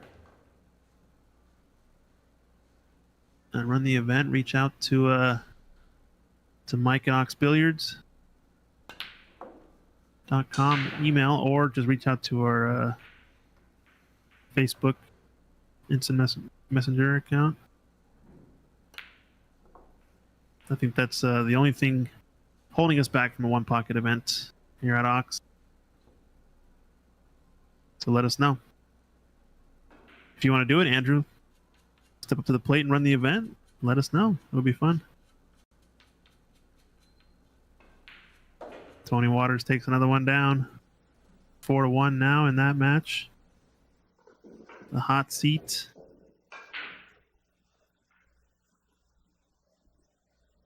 Kenny Brown with the break here. Makes a ball in the break, but the 2 and 3 are clustered up down here in the lower part of the table. Yeah, went with the big stroke, trying to hit it with a bunch of inside to swing the cue ball one rail down towards the lower part of the table, but moves around all the furniture and kind of gets away with it. We're going to see probably a safety here from Chandler, kind of tuck him up behind this 7 ball, calling the 1 in the corner pocket just in case. I think I like calling the 1 on the side because that seems like the path it would be taking. Closer, at least. Pretty good safety. Is there a 1 rail kick, though, between the red 3 and the striped 10? Could even swerve it a bit, since this 1 ball being on the rail is a pretty big ball. The yellow 1 on the right rail. Andrew McMahon saying, you already have Secret. Yeah, that's true. And reach out to her and see if she's willing to do a One Pocket event. I know there's been a lot of requests. And she's been doing good at keeping people's ideas in mind. But yeah, if she's willing to run a One Pocket event, I'm down for the stream. Might need some One Pocket specialists to join the commentary, since I'm not the most adept at knowing all the shots necessarily. More of a rotation player, at least in terms of knowledge base, but definitely be fun to do One Pocket event. So Kenny taking the intentional foul, tying up the 3-9, but the nice angle to lead to it right here. Bust open those balls. Doesn't hit it quite well enough, so at least Kenny's extending this rack, trying to keep himself in it. This 10-7, brown 7 on the left part of the table is nice little wall to hide behind, so I imagine he's going to be going 2 rails at this cluster to get in behind. He's at least caught the 10, but a jump shot's available, I think, depending on how comfortable Kenny is at getting up over the cue, over the ball. Yeah, he's pulling out his Predator jump cue there.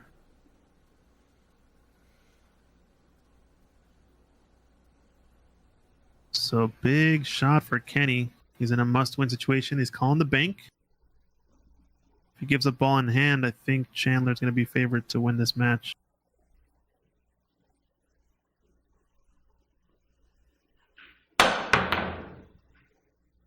Good attempt. No foul. but he's going to leave a wide open 3-ball into the side pocket with an angle to come down for the 4. So this is danger time for Kenny Brown. This is the 4th place match, so loser of this is going to end up about $900 or so for their 500, and 3rd place is going to get into the minimum of all the side pots. And I think these 2 players, the last 2 in the winner take all $700 pot, so it's going to be a big difference for whoever wins this one. Now he's in line nicely on this 4. Needs an angle on the 7. Can't underestimate that. Don't want to get straight because you're going to have a bit more of distance on the 8-ball. He's okay there, I think. Kind of just a stun draw shot. Get out to the center of the table.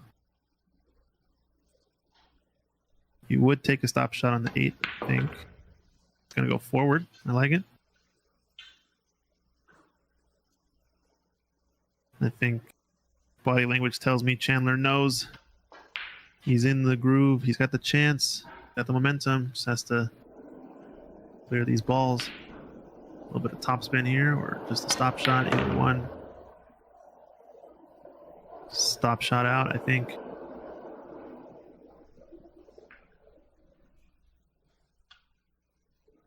This could get a little funny if it gets on the rail for the 10 ball, so I think either just a kill stroke and holding the ball.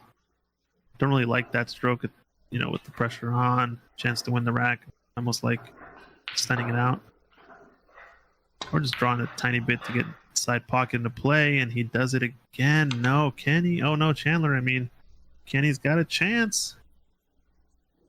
It was a little awkward. I thought about it at first. I was like, man, you can kind of hold it. You can kind of stun it. He misses it like you always do on these tables, catching the near jaw. Yeah, same shot he missed last night, too. And Chandler concedes that rack. Yikes. Knew how important that shot was because 10 ball was pretty much a gimme. Okay, so he actually didn't catch the near jaw. He ended up overcutting that ball. Try to force some more angle out of it so he would be off the rail, I think. Actually, let's check out table 2 action. Tony Waters starting to gain a bit of a lead and at the table. 4-1 up.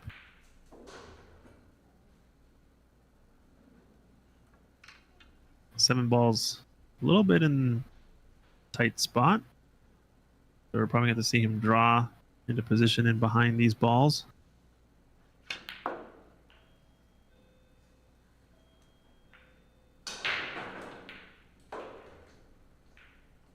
No, you could just draw straight back for it in the side. Big break from Kenny Brown. Makes a couple balls on the break, but 2-8. 8 balls tied up the 2. Not tied up, blocking the 2. So another safety-ish type rack to start here. It's not over yet, though. Kenny Brown's still alive.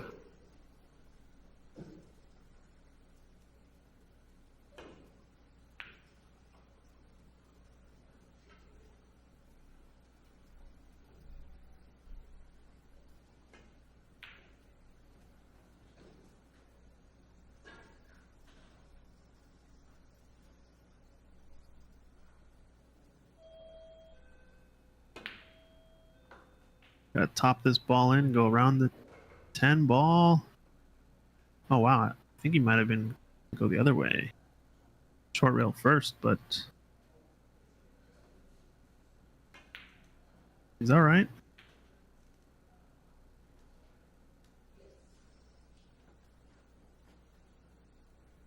And looks like a push out from Kenny Brown on the left table. Oh, Tony with a chance to go 5-1 up, dangles that 9 ball, undercuts it. I think he does. He did get a little bit out of shape from that 8 to the 9.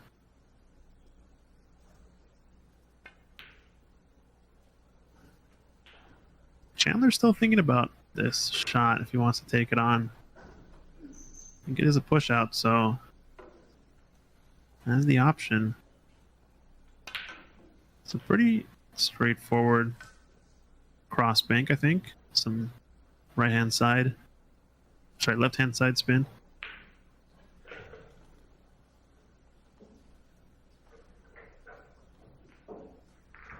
Anthony takes that rack down 2 to 4. Oh, I like this shot from Chandler. Didn't call the middle pocket, I don't think. Either way, player option says he's back at the table. I think the jump shot is actually on here. He's looking at the kick on the 3. It's a pretty straightforward jump, though. You can kind of stop it there if it doesn't have too much angle. It's a nice little baby jump shot. That's what I call it. But I think he's more comfortable with kicking. Definitely can kick this ball in. Definitely can kick this ball in. Wow, almost made it. Look at this. Ties up the 410 maybe.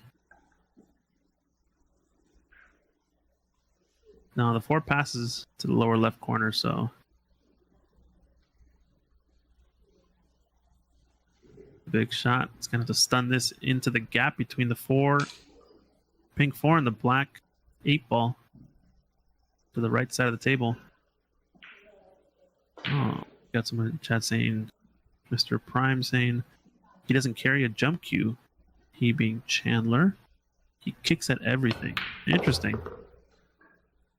I wonder if that's a philosophical choice or just a matter of resources or preference.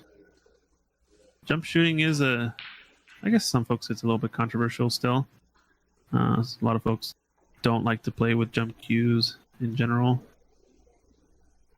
They're so prevalent in the game now, and it's so dangerous if you can jump well that you're almost losing out on a lot of potential in some of these runouts.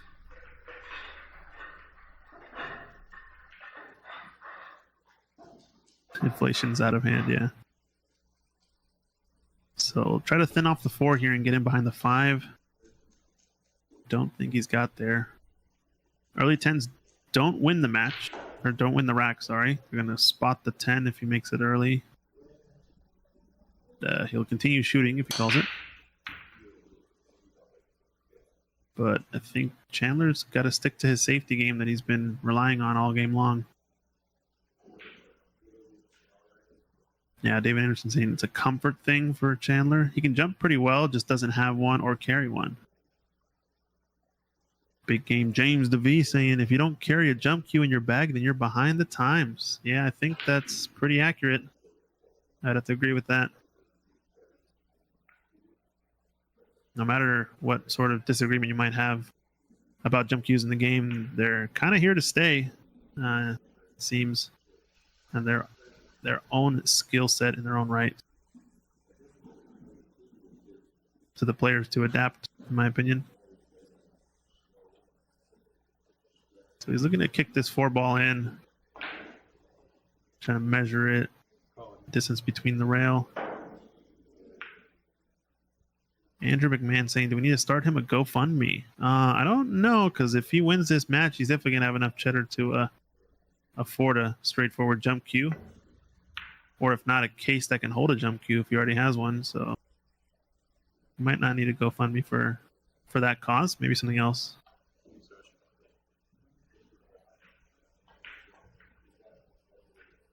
Yeah, Dustin mentioning it, especially considering what's achievable now with the control you can obtain in situations you can get out of, offensive or defensive. Yeah, I agree. Jump cues are very handy. That's for sure.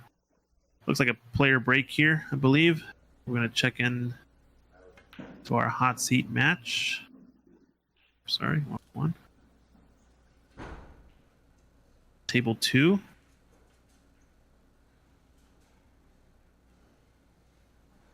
Like Anthony Abisado at the table. This one looks like it has a tight tight angle to cut this into the corner, and I think it was a good hit. I think it actually glanced off the 7 there to go in. So Anthony down 2, but big miss from Tony on the 9 ball. And a bit of back and forth in this rack. Back in this match, for sure. The reason that it's a hot seat, both players have been playing pretty good this tournament to get to this point. It was a field of 20 players total, 660 and under, $500 entry.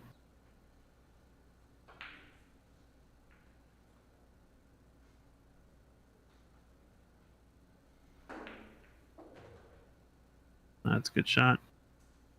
Really dug into the cue ball there nicely.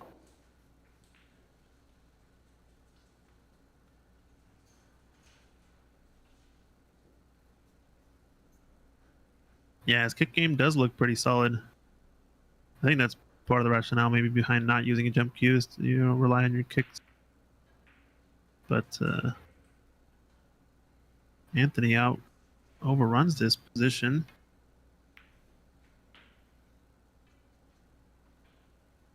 All right, so Chandler back from his player break. He knows he needs this run out, close out match. Sometimes the last rack can be the most difficult to get. Got an opening. Got his left foot back, right foot forward, stance. Called the 4 in the lower left, so had that gone in, it would have counted, I think. Just all pocket. Enough. Kenny Brown still alive.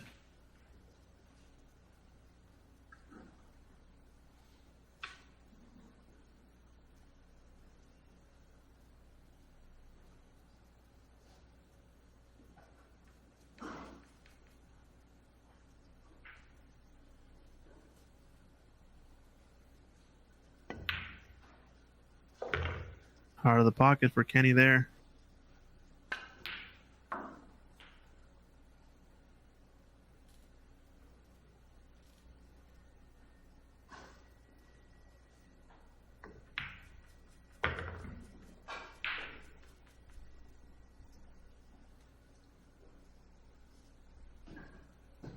Lee Baldwin chiming in on the jump cue discussion. There's certain jump shots that are 90 to 95% to make in the side and 1 to 5% to make with a kick, ball 6 inches from the pocket. That's a fair point. I think a lot of makeable jump shots aren't always as easy to make with a kick. But vice versa as well. Jump shots are not always the answer. It's very situation dependent, but I do think there's a good argument to having both in your arsenal.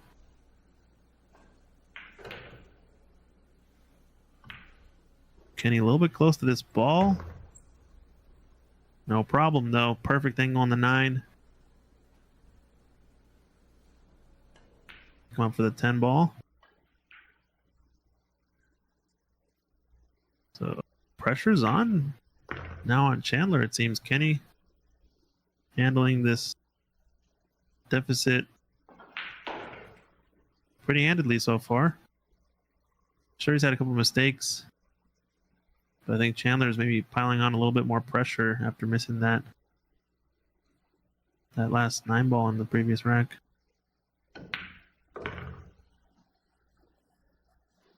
So pulls another one back, 8 to 5.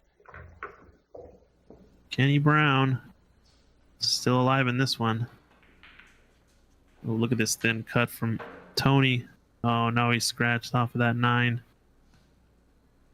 It's unfortunate. He loaded up with a bunch of left-hand side to maybe bump into the 9 full. I'm not sure exactly what his idea was there, but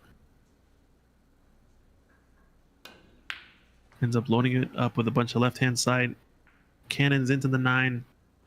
That in the pocket, and now another gimme rack for Anthony. So Tony with 2 big chances there in the last few racks. Slipping away from him. I think he knows he's had the initiative in those two racks, but just a couple of mistakes at the end there.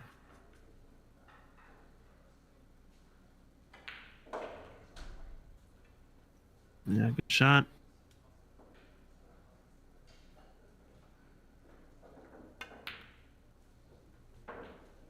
Takes another one back. Anthony, 3-4. It looks like someone's saying it's 8-6, possibly in the hot seat. Let me just take a look.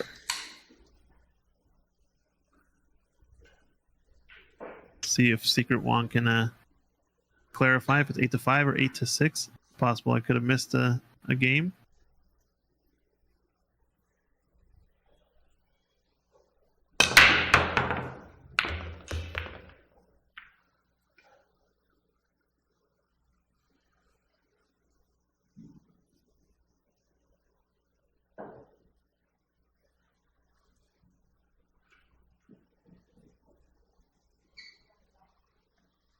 Should be 8-6. A lot of folks are saying. All right, so we'll correct the score. 8-6.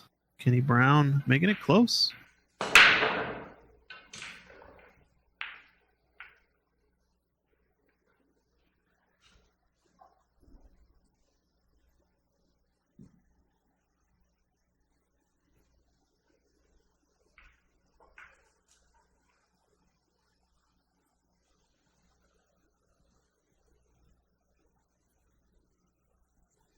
Oh, I see. They're counting the other way. Sorry. Okay. So yeah, it is 8-6. Thought they were counting towards the lower side of the table, but yeah, you can see a coin up on the one diamond on the top short rail, and then the coin on the right long rails. Middle diamond, which means 1, 2, 3, 4, 5, 6. In it, Kenny Brown, and a wide open table actually. 3-ball leads to the 6 pretty naturally if he gets on the good side. Can still go forward off of one cushion. He missed his shot earlier, but he was trying to load it up with a ton of spin. I think here he just floats it. Really just wants to get off the rail. No, but he's playing it to the lower corner. It's not bad. Straight draw back. Wants a little angle on the 7. Straight. Means he's going to have to shoot the 8 up into the corner. This little angle means he can take the 8 in the side next. After the brown 7. No such jinx right now, but momentum feels like it's swinging in the direction of Kenny Brown. Mentally, I think he sees the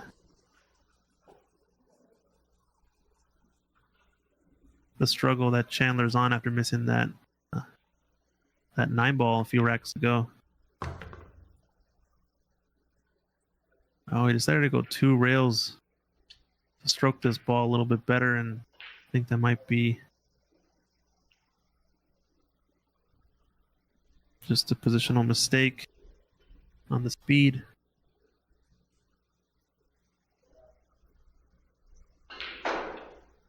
Pretty sure he's trying to get for 8 in the side pocket.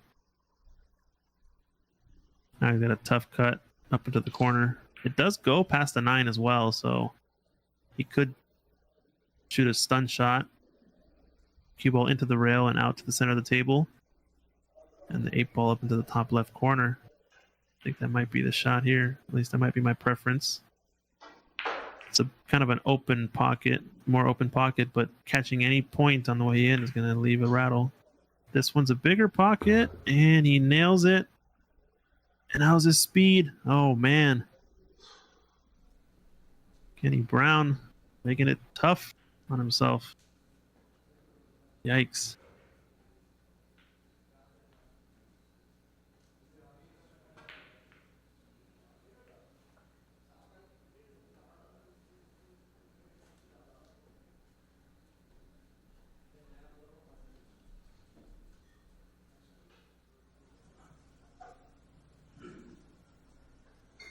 Anthony Abisato trying to run out on his rack.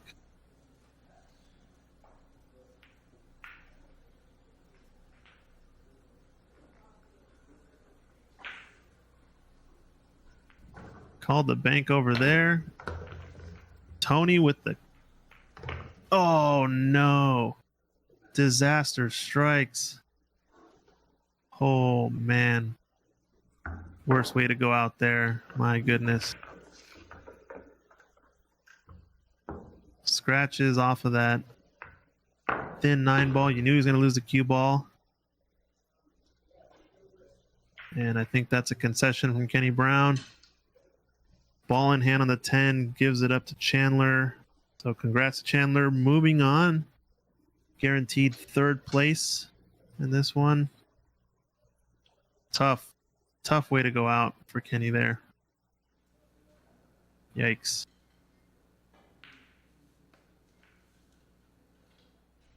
But sometimes it's how it goes. All right, we're going to check in on our table 2 action.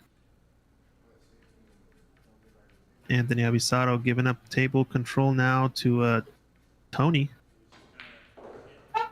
with cue in hand.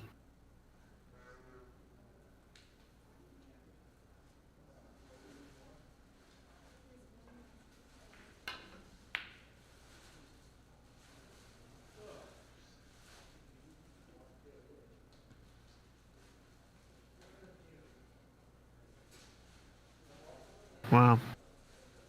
Disaster. Had some drama in some of these matches, though. Yikes. You felt that he had the comeback coming, too. He was going to be 6, going 7. That would have been a break and run to get on it, but got a little funny on that 8 ball. Had to cut it up into the top right corner. Ouch.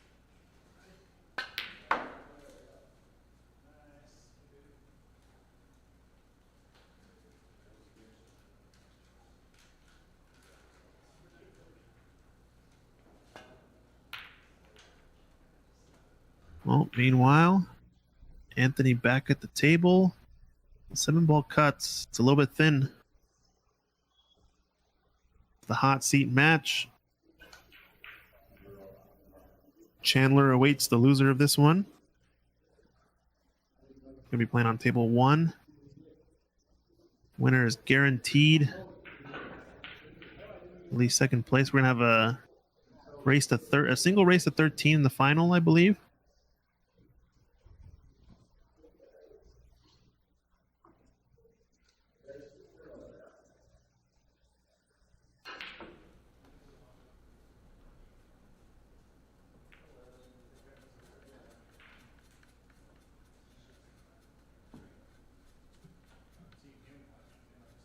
It's almost dead straight on this 8 ball, but no, this is cheatable. Just to get cue ball off the rail, go forward, create some separation from the rail. Yeah, doesn't want to get fancy with it, just rolling it in. It is the way these tables you'll miss, or your rattle shots is just hit them with too much speed without that precision. Just taking his medicine, leaving himself a tester on this 9 ball. Big shot. Overcuts it. I think he knew the moment he struck that it was off. And this is going to lay up for the side pocket for Tony. So routine out here, I think. Going to have to spin this with some right-hand side. Go around the 10, I think. Yeah, 1 rail. Good speed.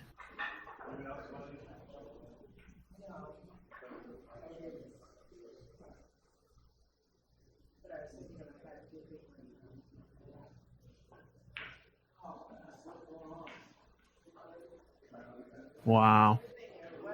Don't think I could have predicted that one. Yikes.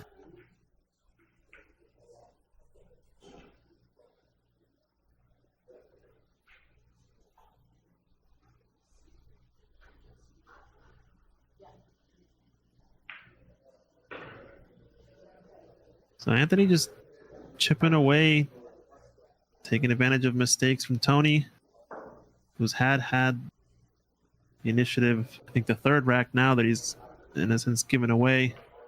I think he's going to be taking a quick break. So we'll take some time to talk about events we have coming up here at Ox Billiards. We've got Sean Murphy, or sorry, USSA now. That's another one. It's going to be coming up, I think July. We're going to be hosting the Washington State Championship. Sean Murphy's hosting a North American tour hosted by the Wine Cellars, title sponsor. Thank you so much to the winecellars.com for sponsoring this North American tour. It's going to be coming to 4 clubs here in North America. Sean Murphy, top 16 player on the World Snooker Tour, previous world champion. It's going to be coming to Calgary and Richmond, just outside of Vancouver, June 11th and 14th here in a couple weeks. And then we're going to see him here at Ox Billiards in Seattle, June 16th. Coming in, flying back to visit, come watch the exhibition. And then a couple of days later, he'll be going down to Embassy down in the Los Angeles area, San Gabriel. It's going to be pretty cool tournament for him. And I believe weekend after the 16th, so 22nd, we're going to have the Seattle Snooker Open, 22nd through 24th. Also here at Ox Billiards, it should be, I believe, a $250 entry, somewhere around $2 to $3K for first place prize. So for those of you snooker players, this is our biggest amateur snooker tournament of the year, Seattle Snooker Open. It's going to be a good one. We're going to have a knockout round robin situation to start, I think, on the first day.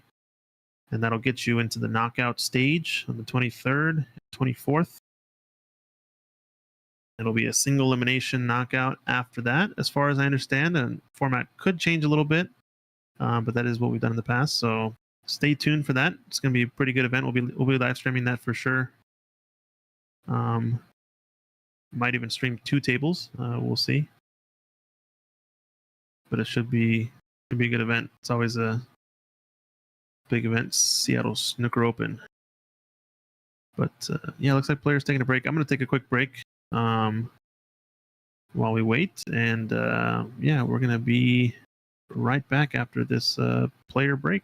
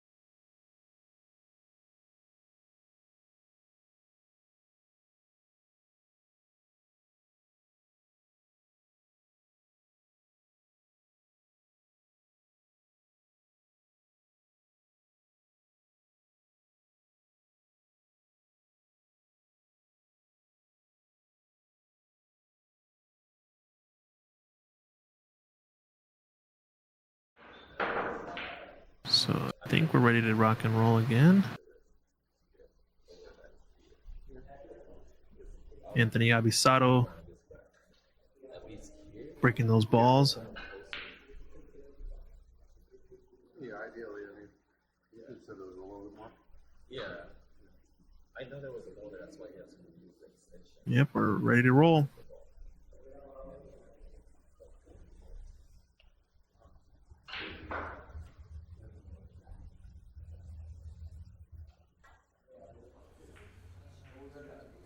So it's a race to 5 now, but I think momentum now on Anthony's side after Tony missing a few situations he wants back.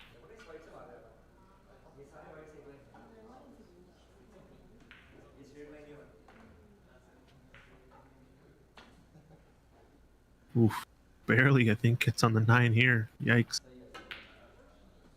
Floating with all sorts of traffic there. Bumps the purple 5. Yellow striped 9 ball.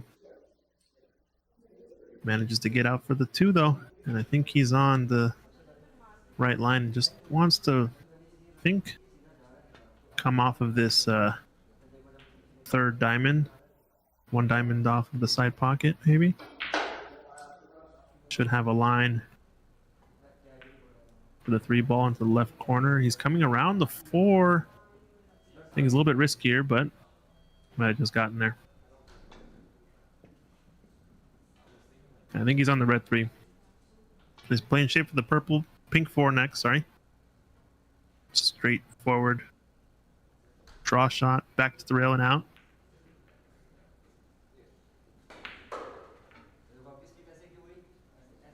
Cannons into the 4. Didn't want that. Now he's in a spot.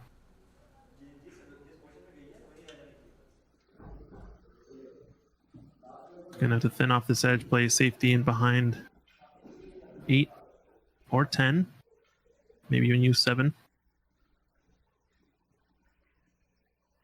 It's kind of a naked safety though, because it's pretty touchy and fairly easy to sell out. 4 would leap to the 5 pretty easily. You choose to cut this the other way, maybe. Play behind the 5. Might be enough separation that he can actually make this ball, though.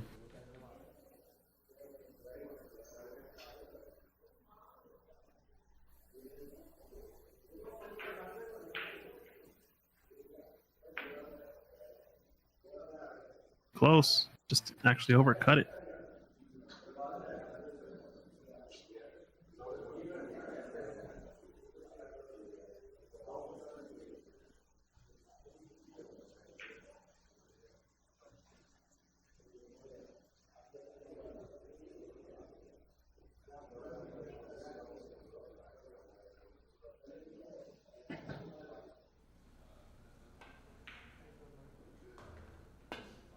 Needs this to hold up, and I think he's good. Yep. Good angle. Good look at his straightness of his stroke there. For being so up on the cue, looks pretty good.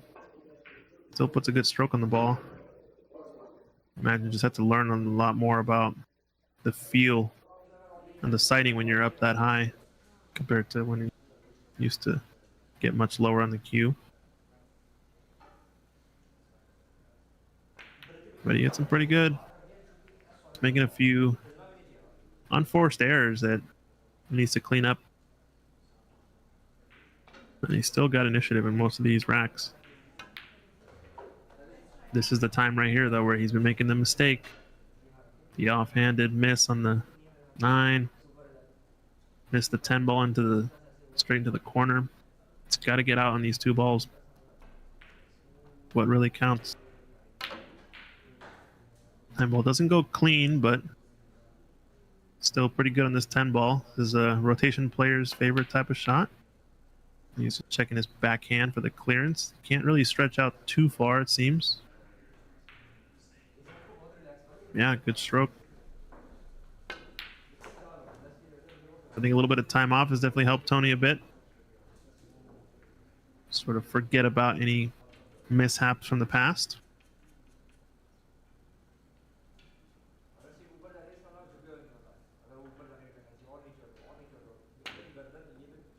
And Chandler awaits loser of this hot seat match.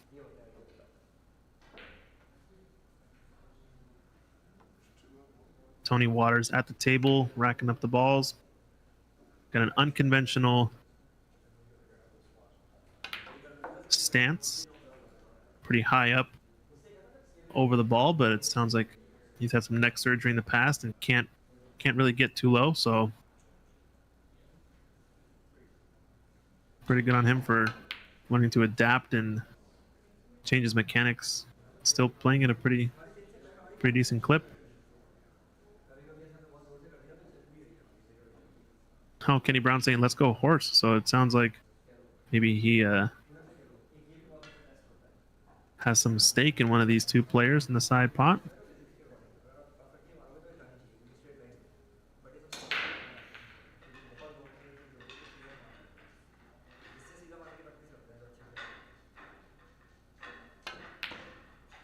Kind of a not the best split on the rack.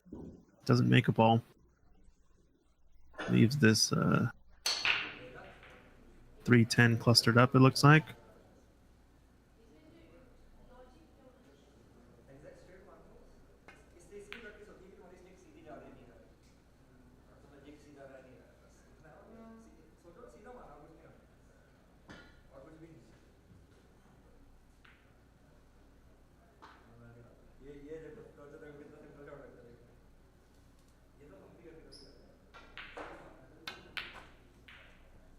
And a safety behind the 8. Didn't want to nudge that 5, and an opening for Tony. It's a long pot.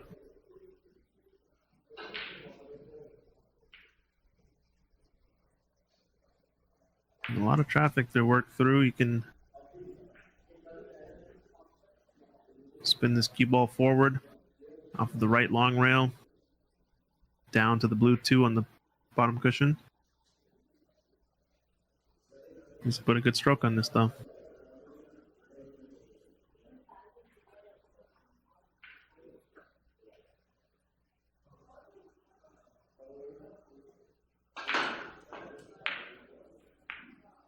He's overcut it.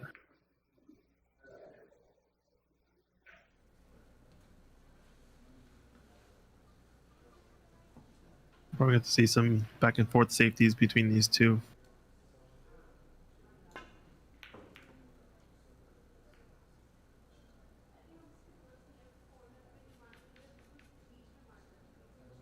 Really, it's just a 3-7-8 to hide behind, so he's using the cue ball going behind those two.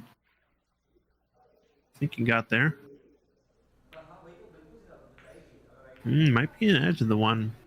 You can see it full ball. Nope, he's looking at the 2-rail kick instead. 2-rail is going to be naturally separating the balls.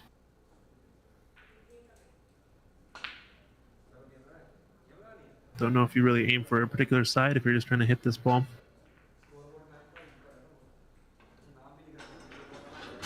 Yeah, hit it pretty full. Didn't call anything though, and this is going to be a player option. Figure that's why you always got to call something in 10 ball. There's no such thing as calling safe, in my opinion. No matter how wacky or wild you might think, just think of something and call it just in case. Obviously, don't let it distract you from your actual attempted safety or shot, but gotta call something. Trying to hold for short side, and I think he's good. Yep, good stroke.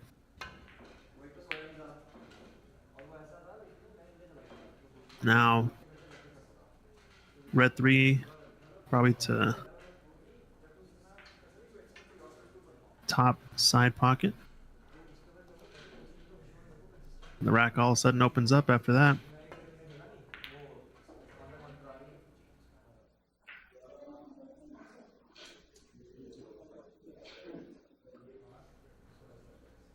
Going slightly toward the 10 ball here. Wants to avoid any contact and tie it up with the 7. I think he's straight enough. If not, he might just do a stop shot or draw it back a couple inches. Play a longer 4 ball. if it is the case that he's running into the 10, can get it really tricky really quickly. Jacking up on the 3 into the side is not what you want to do. And it looks like he is putting a little bit of low on the ball. And bumps into it and ties it up anyway. I think in that scenario, it looked like he wouldn't have bumped it to the point of tying it up had he gone forward. That might have been less risky of a shot. Don't exactly know. I'm not at the table though, so it's hard to tell. But the way he shot that, he clearly tied it up not as intended.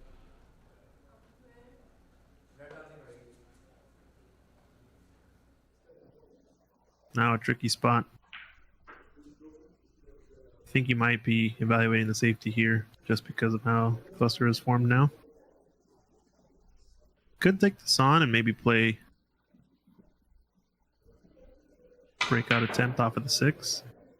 I was trying to draw that back. Maybe trying to draw back into the cluster and play for the 6 into the left side pocket. Might have been the attempt there.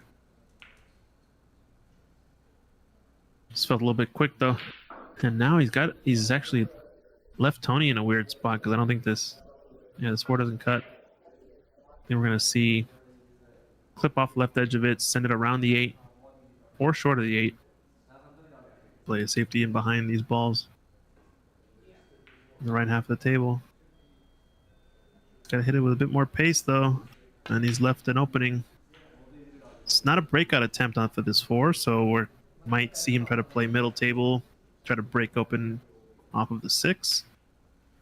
It's just always riskier when you're trying to open up the balls that you're shooting next. It's gonna be tough to get a good line on him. Oh, this is good too. He's on the rail, so he's got the angle to come straight at these balls. Just with the high ball, I think. Looks pretty close. If you can hit the 10 ball full, it'll push a 7 down to the bottom rail and up off the rail. I think that's what he wants. He's overcut it and missed the breakout. Yikes.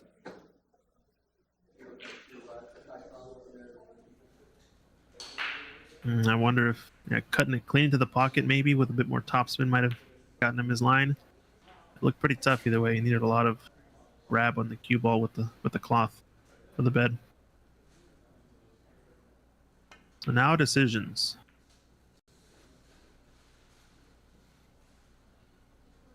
As far as offensive options, I think the cross bank is really his only chance into the top side pocket. Safety wise, where the 8 sits is a nice landing zone, but the angles he has coming off of this cluster is not the best for getting in behind the 8. Short of like a really thin shot with a bunch of right hand side maybe. I don't know. I just draw this to the bottom rail. Don't like this though. Okay, he was trying to just leave the cue ball on the bottom rail, but he hit it, I think, with a bit too much angle. Actually, I guess he was trying to hold the 7 there. Leave more of a containing shot. That was a tough spot. I actually don't know what I would have done there. Only other shot I could have thought of was fitting off the left edge of the 7 and trying to go 2 rails, gaining distance that way. Now, Tony misses that 7 ball. He had the chance again. Missing it thick. I think these are shots that he's been making all tournament long, so he's definitely getting in his own head a little bit, I think. But if you're Anthony, you take them any which way they come.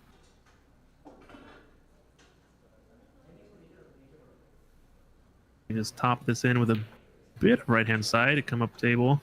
Past this 10 ball. Oh no, it's just going to freeze. Oh. Yikes.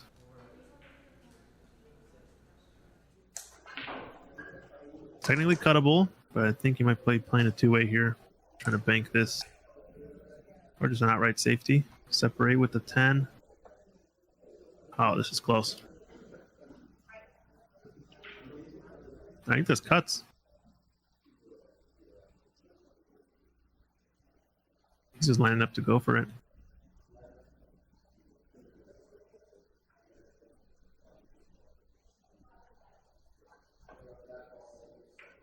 Oh, bit of a decel on that, but he got it. Wonder if he actually needed to swerve a bit because he put a ton of right-hand side on that shot. Or he was just trying to check it off of the rail. Interesting that he played at such a slow speed.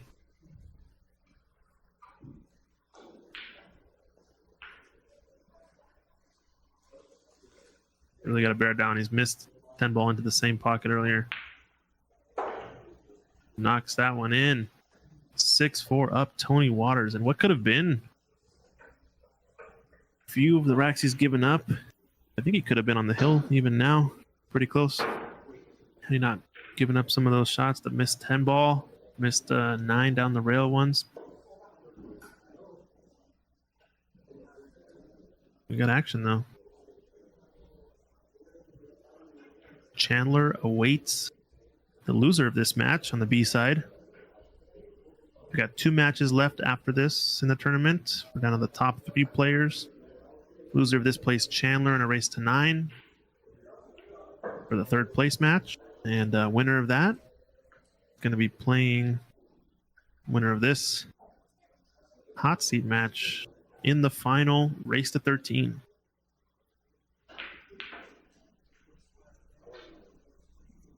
It's been pretty good this format, though, I think, for the players. A little bit longer races than we normally see. Race to 9, race to 13 final.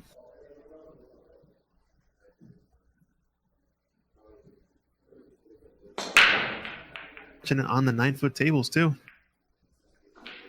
My favorite. If you guys haven't heard, too,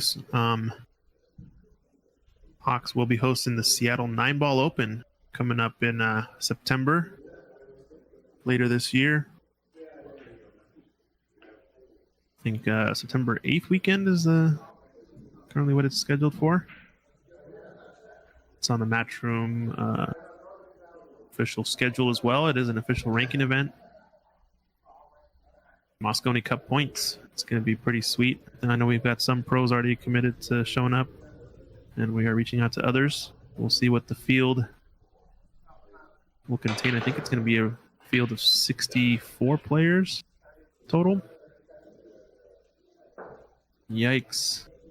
Tony with ball in hand now.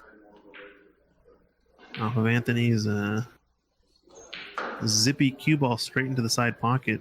Just a tiny glance off of the 10. Sends him straight into the drink.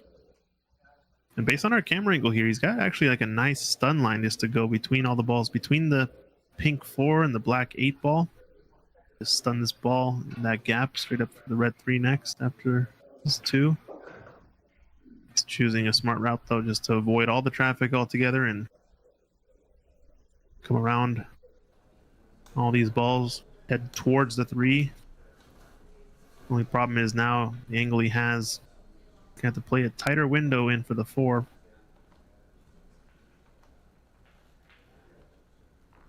If we can get onto the 4-ball pocket line into that top right corner, should be good to just draw back. But anything short of that is going to be leading towards traffic. Okay, so doesn't like drawing. It was pretty straight on the 3, so gonna take his medicine on his long shot, fight through the traffic that is the 6 and 8 ball after pink 4. He's overcut it to get his position. Tough miss.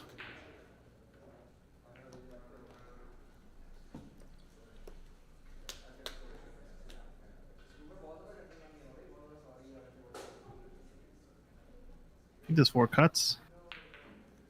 No, he's just playing the safety behind the 6. Good speed. Yeah, good shot.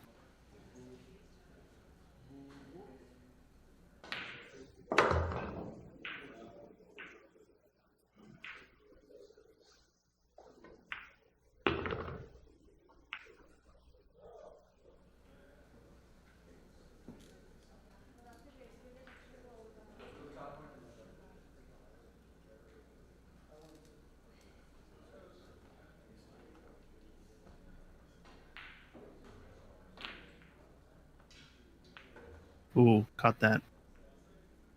Just past the point. Almost was about to miss it. Cheated it thick on that shot though, and now we're gonna see him draw back. A couple inches for this gap for the 6. Good speed. Really good.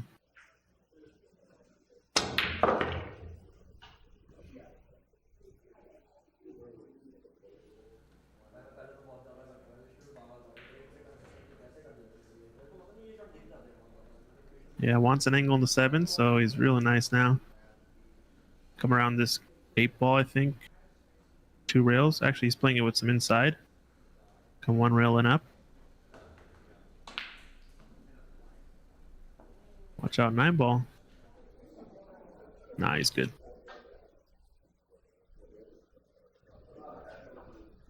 There's a lot of these players playing with a lot of inside spin on these positional shots.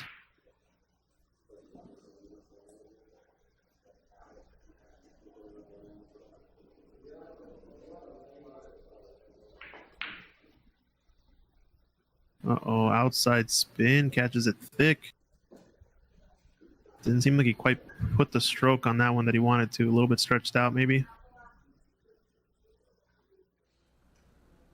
Kind of how you miss those sometimes. Slow rolling, running outside. You just got to make sure you put a good stroke on it so that you get the throw effect enough to make the ball.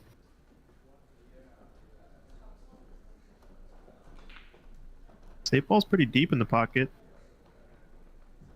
Rail first is there, I think.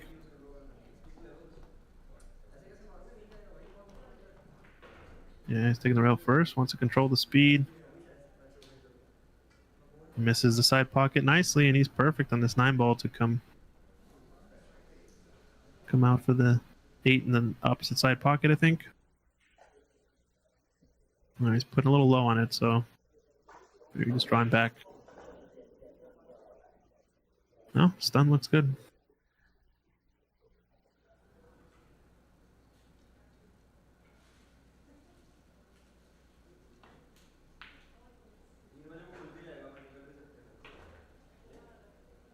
Tony Waters getting back in sync now. 1 away from the hill. 7-4 up against Anthony Abisato, and even with all those misses early on in the rack, Anthony been giving him the chances to run out. I think so far Tony definitely playing the stronger of the 2 for more of the racks. Just missing a few straightforward shots that he normally maybe wouldn't miss. I think Anthony's just getting close to that edge where he's almost able to run out. You know, that 6-7 ball run out, but isn't quite there. Just making enough of a mistake to leave Tony with an opening, so looks like Chandler warming up on the side table as he awaits. He was warming up earlier for waiting for the loser of this match.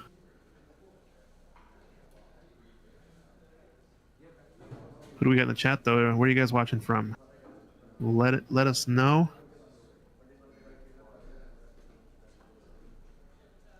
We got the hot seat, the 660 and under tournament here at Ox. Stick Game Strong, hosted by Secret Wong. And looks like a bit of a mishit on that break. Doesn't really get a good split at all. I think he must have miscued or something. Yeah, it looks like an illegal break, I guess. So I don't even think he hit the 1. I took my eye off for a second, then balls didn't quite split. So must have been a miscue. Re-rack.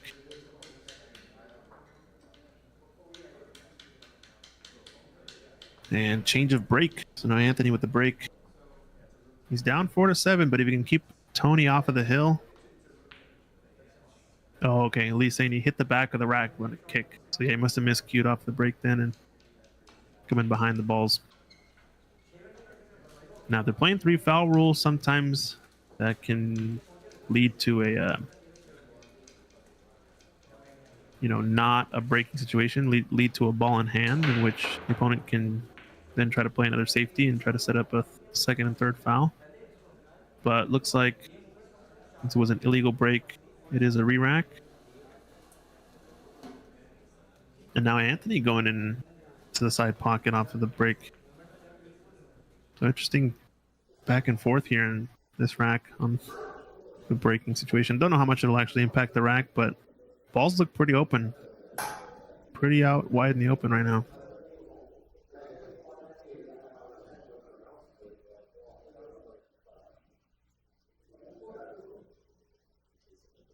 So if he gets out, it could be huge, that scratch.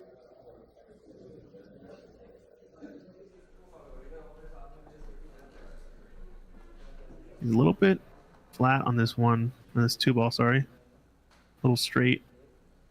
Gonna have to go forward 2 rails around the 6 and 8. Pardon me, the 6 and 10 that are on the spot area. This cue ball is definitely working around the table, so he's stroking it nice. These rails like to rebound a lot as well. Playing for pink 4 next on the left side of the table, so position from pink 4 to purple 5 is going to be a little tricky, especially with this straight of an angle. It's going to have to juice this ball. A lot of top spin. Pick which side of the clusters he wants to go down. Needs a friendly kiss on the 6, and he just got there. He almost flicked the 8-ball in a favorable way too to get past the 6-10 cluster, but it's looking at now.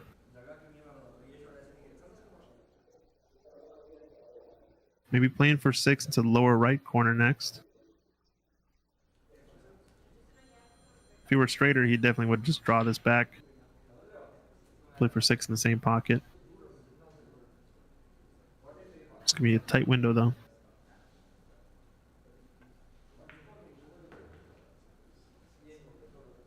Good speed. Now a natural line to come up for the brown 7.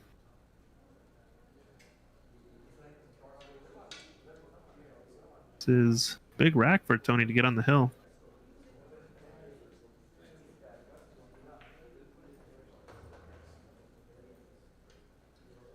Needs it to hold up. I think he's just okay.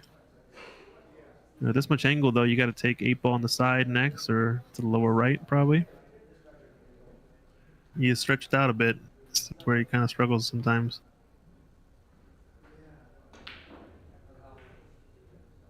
He has overcut that ball again. Seems like that's kind of the way he's missed them. He was running it with some right hand running English, I guess, so. Slower speed, that much distance. Tough.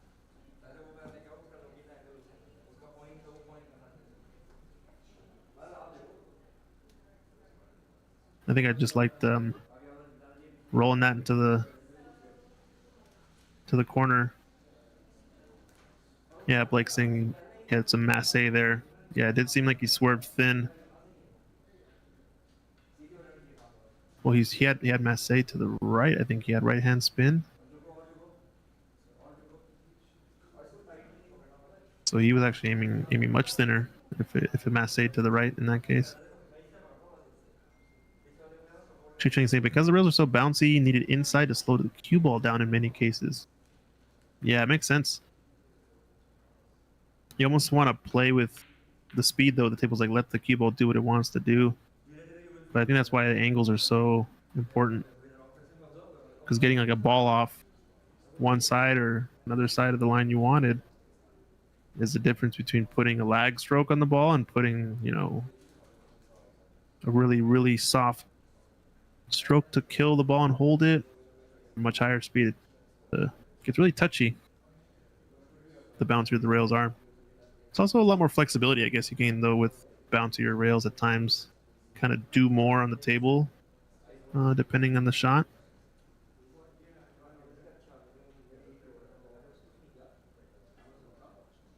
think this is a safety now. Double bank this ball to the right short rail, maybe? Or is he playing the offensive 9 combination? Playing the combo bank, and he's made both balls. Wow, what a shot. He figured if he made it close to center pocket, he'd be making that 9, so aggression so far pays off for Tony, but he's got a tester on this 8-ball. Bridging off the rail.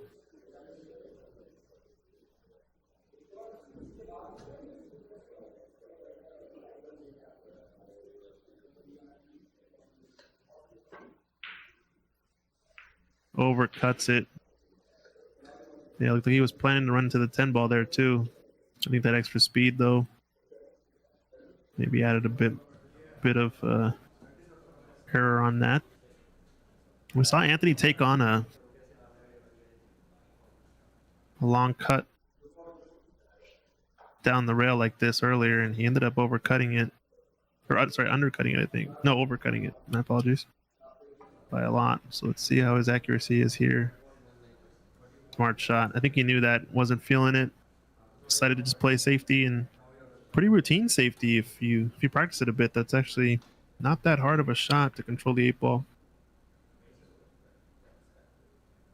So prudent shot from Anthony.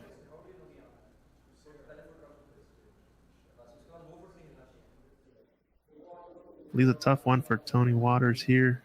Is he going to go for this cut? Is he going to go for the bank? He hasn't called anything, so I think he's playing safe.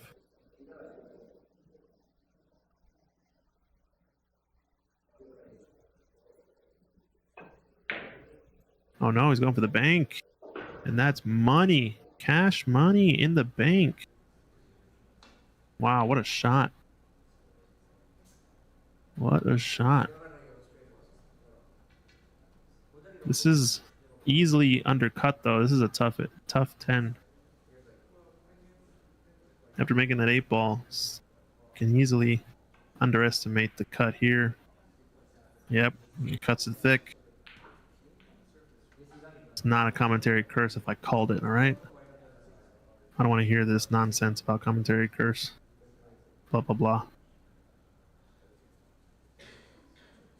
It's a tale as old as time, though. That kind of highlight reel bank shot followed by tough cut that you maybe underestimate. And Anthony takes advantage. Huge miss from Tony there. Could have gotten on the hill. Follow-ups. Follows up a epic bank shot on the 8-ball to then, oh man, undercut the 10. I like the aggression though. I mean, he's been playing strong. Just coming up short on that last couple balls. Tough to watch sometimes. Gosh, what an 8-ball though.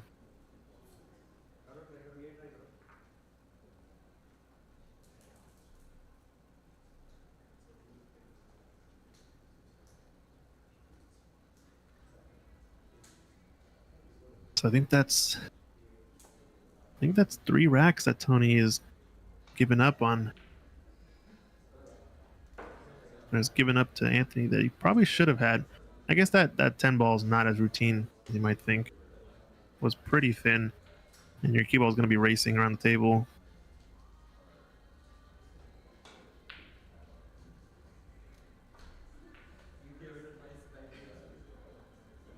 It looks like Tony taking another break, maybe.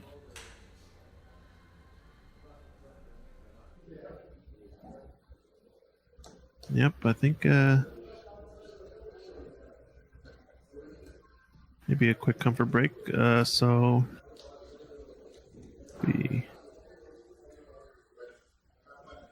nope, looks like he's breaking now. Okay. We're ready to rock and roll. I think Tony took the last break, so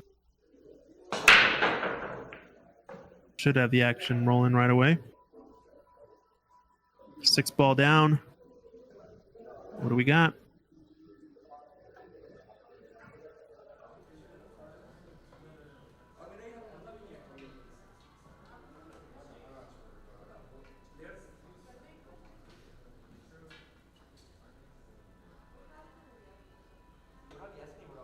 I think the 1 is makeable.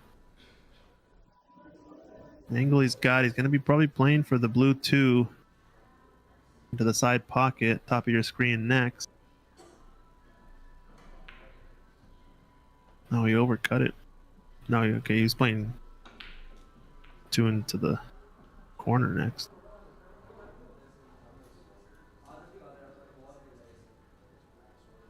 Not enough angle to kind of stun out into the rail, so. How does Tony come back from this? Let's see. He's had a couple of missed shots that were uncharacteristic, but he's still playing pretty well despite that.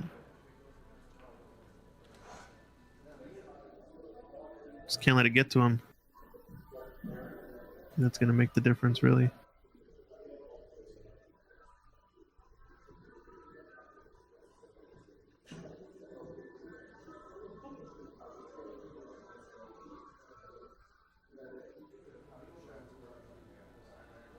This is the hot seat match, the 660 and under at Ox Billiards 10 ball tournament.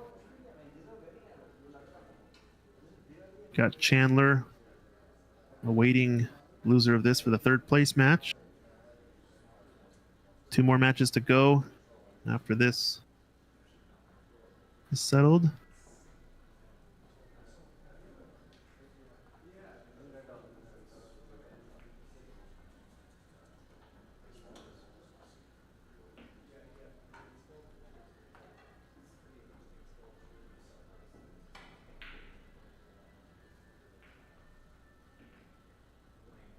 Ooh, 1 almost drops.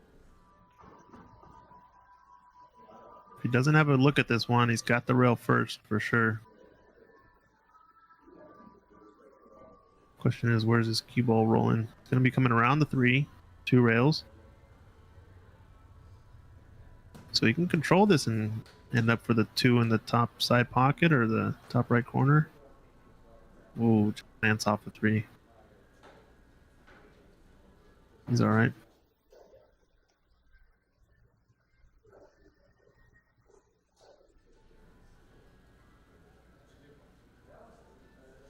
Got to be careful with the 10 ball. It's a big ball here if he doesn't put a good stroke on this ball. Kind of draw it back a bit or stun. That's a good shot.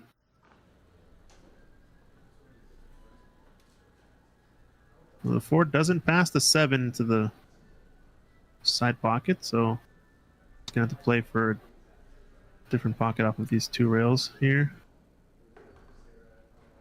Watch out, 10 ball, disaster strikes. Don't know if the 4 even passed the purple 5 to the top right corner. I wonder what he was trying to play for there. Maybe just get to center table and play it the lower right corner pocket. Not exactly sure.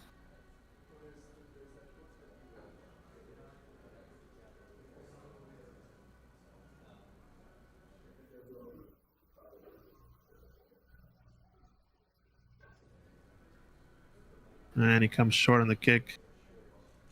Ball in hand to Anthony Abisato. Another mistake. And that positional shot from the 3 to the 4.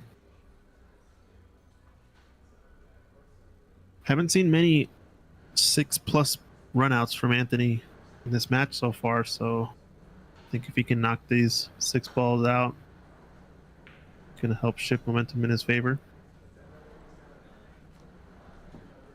Of the 2 players, I think if I had to look at the stat, if I had stats in front of me, I'd imagine that Tony has majority of the balls pocketed in this match.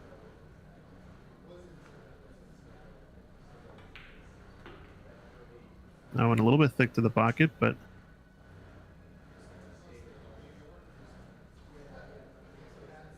on the good side of things.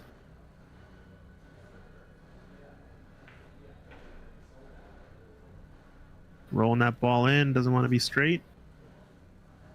It's a little bit close to straight, but might have to punch this out a bit. The mistake here would be to get straight on the 9 next. Oh no, he went forward. I feel like he kind of gave up on it or what, I'm not sure. He needed to punch that ball though a bit more. Maybe he didn't take his time either on the 8. That's tough. He's calling it into this corner pocket.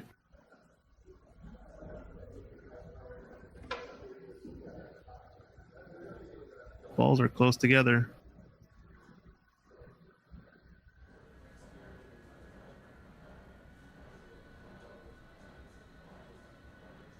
Tournament director being called over for referee.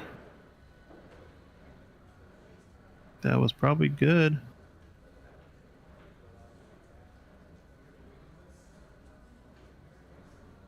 So, legal hit from Anthony, or deemed legal, and straightforward 10 ball to. Oh wow, rattles that home too. So gets one away from Tony. And it feels like Tony just doesn't want to win in a couple of these games. He's so close, and then just makes that silly mistake.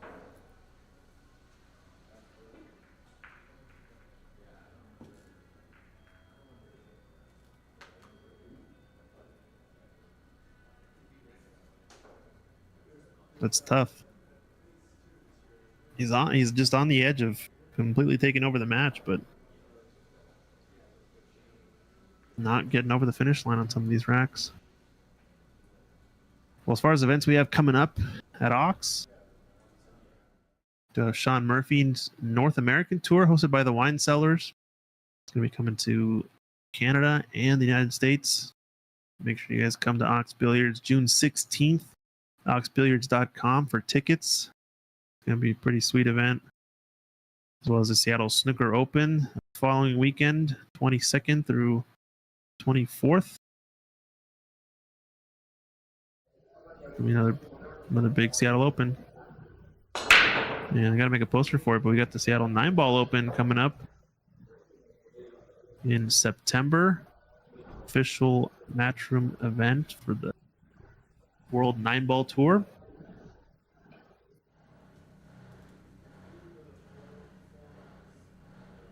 Got to get a poster for that event coming soon. I think most open spots have sold out, but I think we have some spots open for pro players remaining that have yet to confirm sign up. That's gonna be a big event this year. We're excited. Definitely be coming back to Seattle for that, and hopefully getting a bit more of a multi-camera setup. I think Jeremy Jones might be joining us, possibly in the booth. We'll see. We'll see.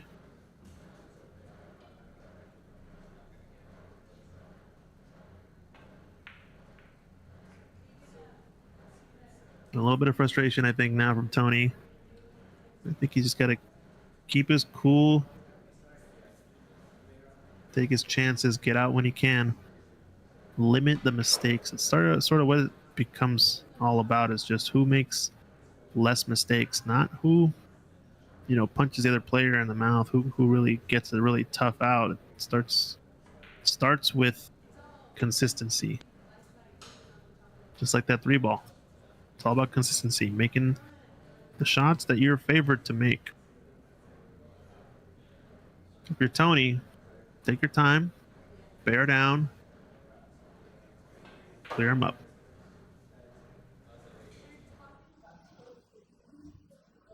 Pink 4 to purple 5 is pretty straightforward.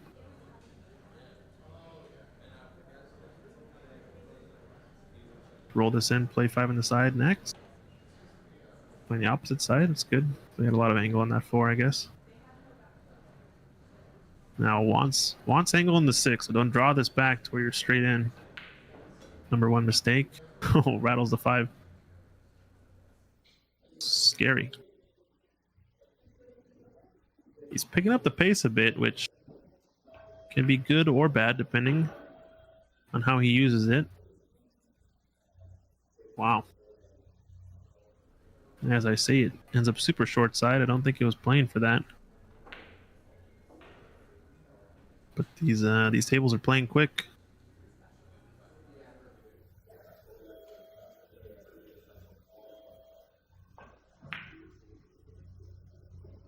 No. Say it ain't so.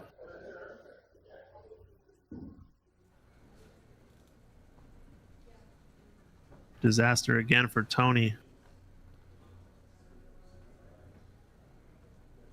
8-9.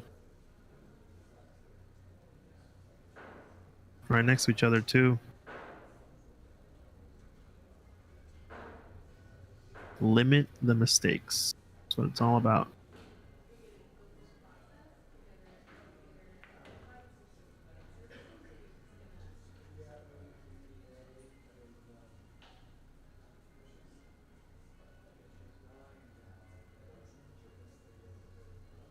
I don't know if you guys are liking the stream so far.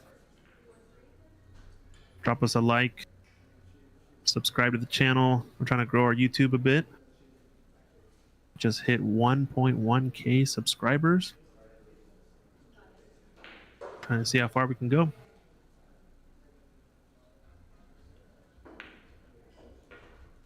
Ooh, a little bit of a rattle there, and he's gonna have a tester of an 8-ball or a 10-ball. Sorry.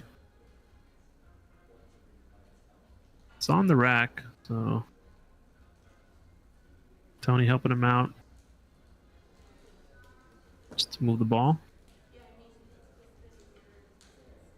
He's lined up dead straight to that middle diamond, so he kind of has either pocket to play for here. Technically, the corner is a bigger pocket from this angle. So he's calling the top right corner. Steep cut. Looking good, and it's in. Anthony Abisato tying it up 7-7. We got action, folks. Wow. Another tied turns. Once again, this reminds me kind of the Shu Cheng versus Chandler match from yesterday. Shu Cheng close to getting on the hill a couple times.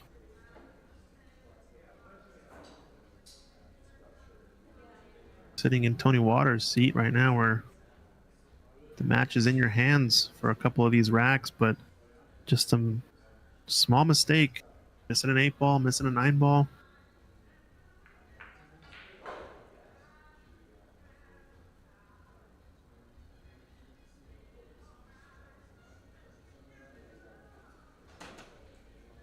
It's a race of 2. Either way, though, neither player going to be eliminated after this. This is the hot seat match. The winner's side final. Loser is going to be playing against Chandler. Table 1 next for the 3rd place match. It's the 1 on the side. 2 ball's going to roll up close to the cue ball. And it's going to finish funny.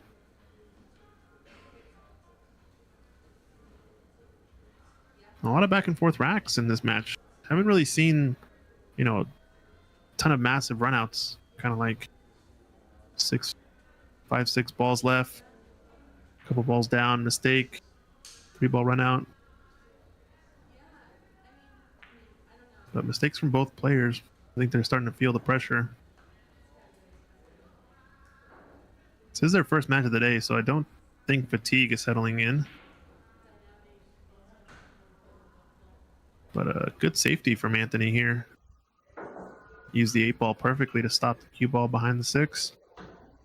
Tough kick. Pretty symmetrical though, so you think he's going to hit it. Watch out, corner.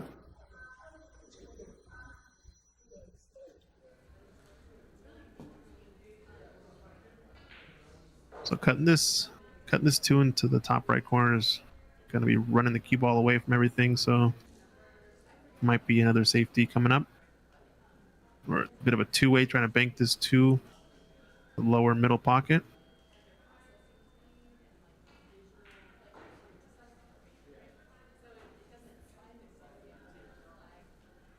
Don't know how much benefit it is to making this 2 and trying to run around the rails. It's going to be tough to get on the 3. If the 5 wasn't there, it might be worth it.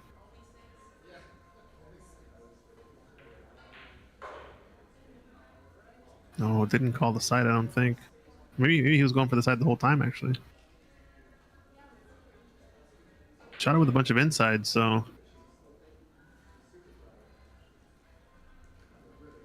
If anything, was just trying to avoid the contact in the 3.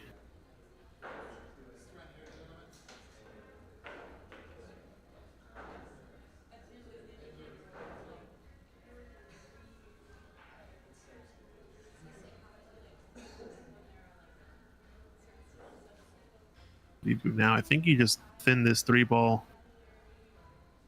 Try to get behind the 6 or the 10 and just backboard it onto the 5. Going the other way. It's a good shot, but a little bit more naked, a little bit less containing, but a higher risk and higher reward, I guess. But shot definitely on this 3.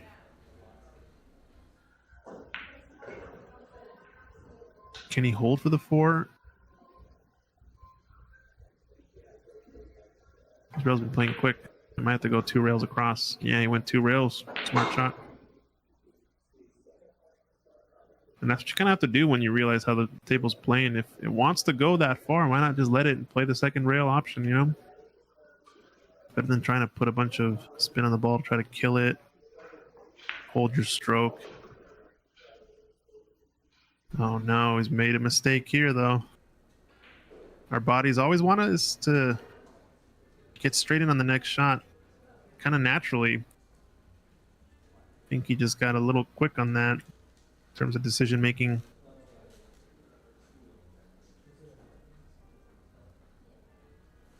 And he's pretty dead straight. Got some angle. Can cheat it forward.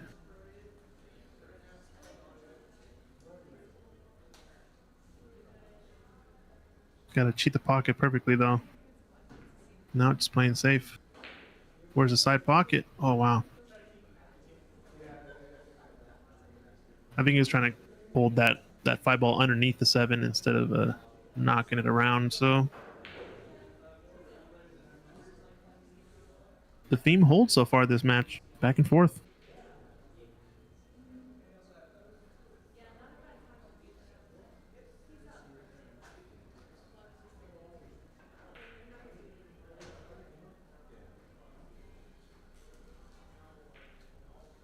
He's on the 5.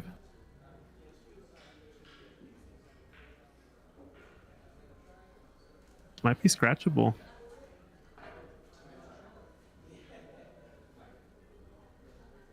Yeah, it doesn't like it. I don't like it either.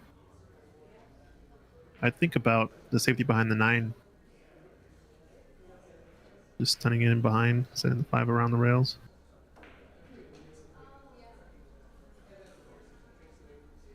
Just trying to use the 10 ball there, but got in between.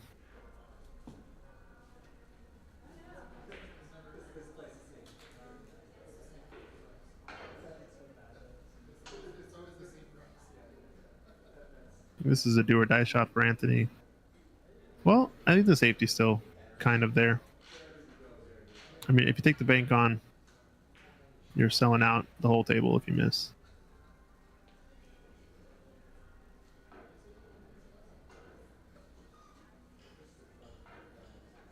The angle that you're coming towards the 5 at is making it difficult to play 2 rails in behind the 9 cue ball, so you have to really load it up with a lot of right-hand side. Can try to cross bank and play behind the 6 maybe. No, he tried the first option. How's his speed? Pretty close actually.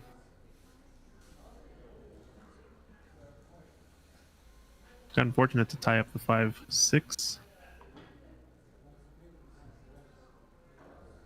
What do we got? A backboard shot. Oh man, he's understroked it by about a half a table though. You got the line perfectly to stop, kind of dead stop the 5 onto the 6, but needed to hit that about another half table or so hard, and the 6 might have gotten involved too with the snooker.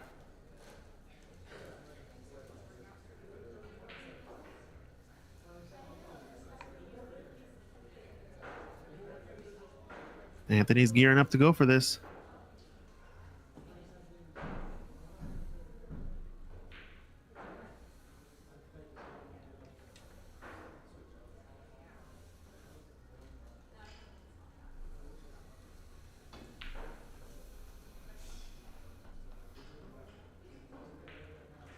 Now he's looking at maybe holding the 5 with the 8. I think he's playing safe now.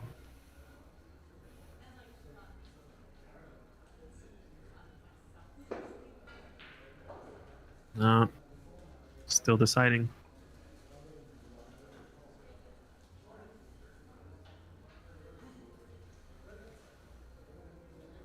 Yeah, I think with that type of safety, it's almost as difficult as playing the offensive shot there. So I like going for it.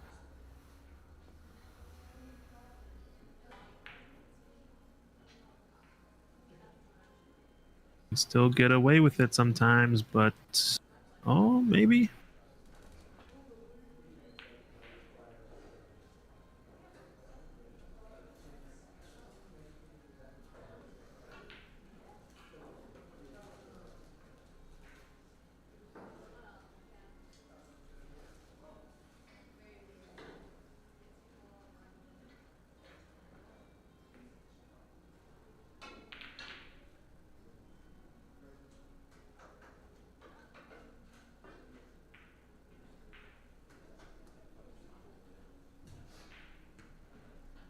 Wow.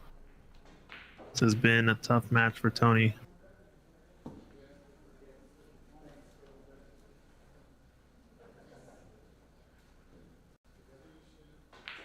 Kind of, you play good all rack long, and then you just drop the mistake there. Still credit to Anthony, though. He's been clearing out the opportunities he's gotten.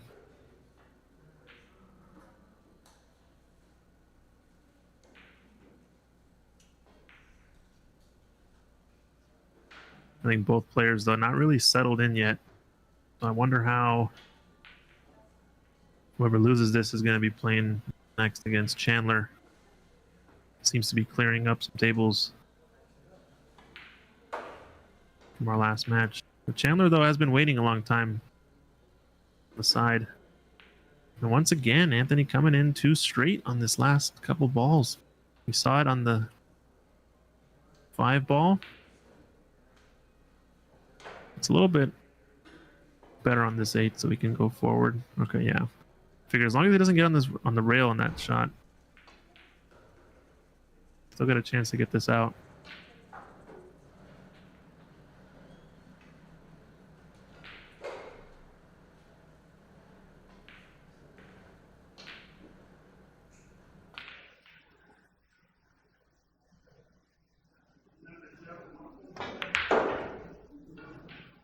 And there's a stroke right there.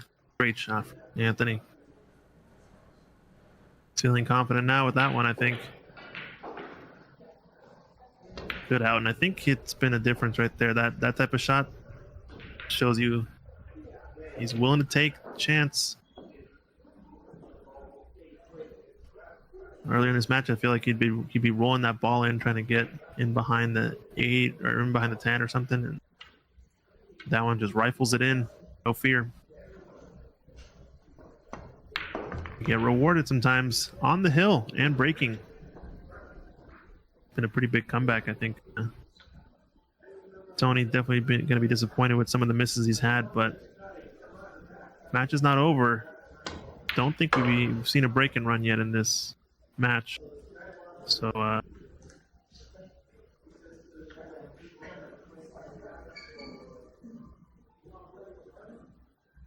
odds are Tony's going to get to the table at some point. We'll see. As I say that, this could be Anthony's time. I don't know. So far, though, we've had a lot of hills in this tournament. At least while I've been doing commentary, we've been doing a lot of hills. So 2 hill matches yesterday in the B side, back to back. Why not top it off with another hill right here?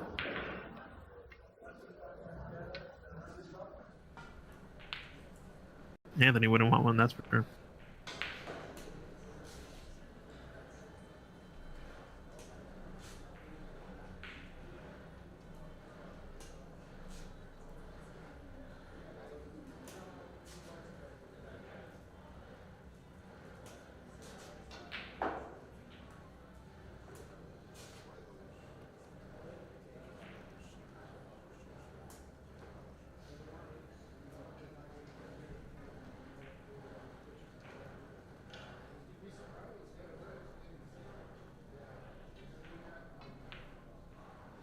One ball doesn't look like it cuts, so banking it up table, trying to get behind something. Not quite. 110 combination looks juicy, however, it is not a win rack. So probably not something that Tony's going to be too interested with. All it gets you is to stay at the table. Probably a safety is a bit more prudent.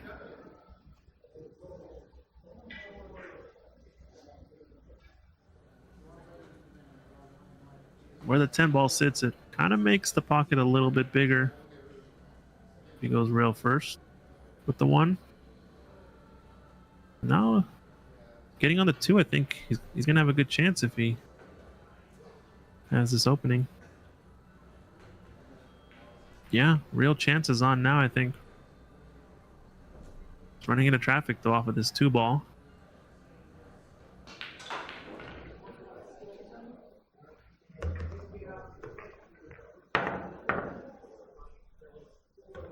There is a line where you can go in between 8 and 6 based on this camera angle, I think.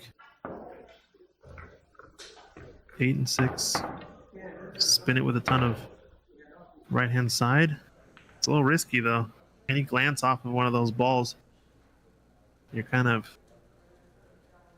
leaving it up to the pool gods at that point.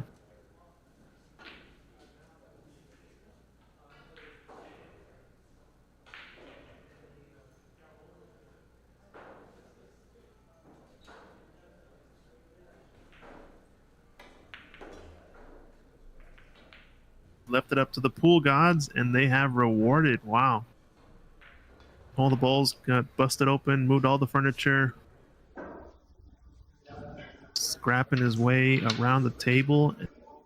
This is a real chance now.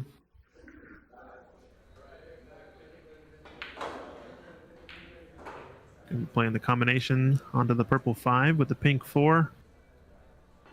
Just avoid getting funny. You gotta do 2 things. Try to get control of both balls as well as play shape for the next ball if you make both. You hit it pretty good. This is his chance.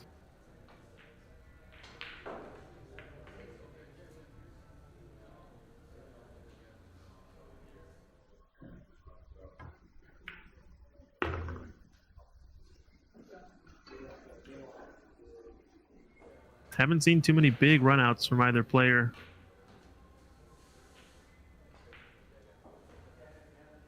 But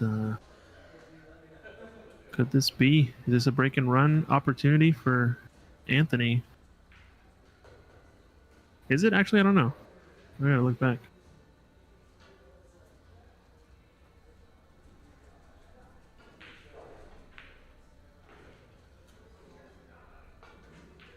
No, there was a shot from Tony earlier. Sorry.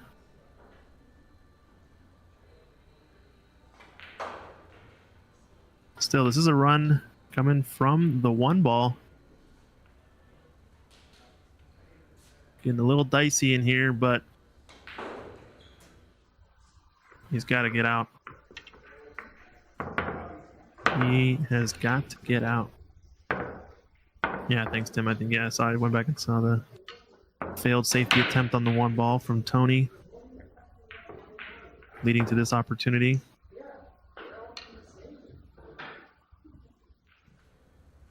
This is your game ball.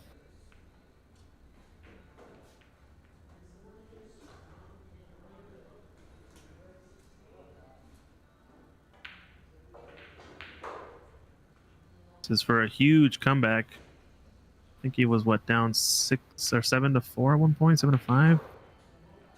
10 ball for the match. Anthony Abisato takes it down, wins it there. Congratulations for getting into the final. He's going to be playing the winner of the next match in a race to 13. The Bo Bologna giving him a handshake. I wonder who bought him in the side player auction. I wonder. Might be why Bo is sticking around. We'll see. But yeah, congratulations to Anthony. And looks like Tony's not going to be out of it yet. That was the hot seat match. So we're going to be rearing up The B-side final coming up here on table 1. You can see Chandler there is warming up, shooting around a bit. I imagine we'll probably be taking a quick break though before we start the next one. Let's see if we get an approximate ETA.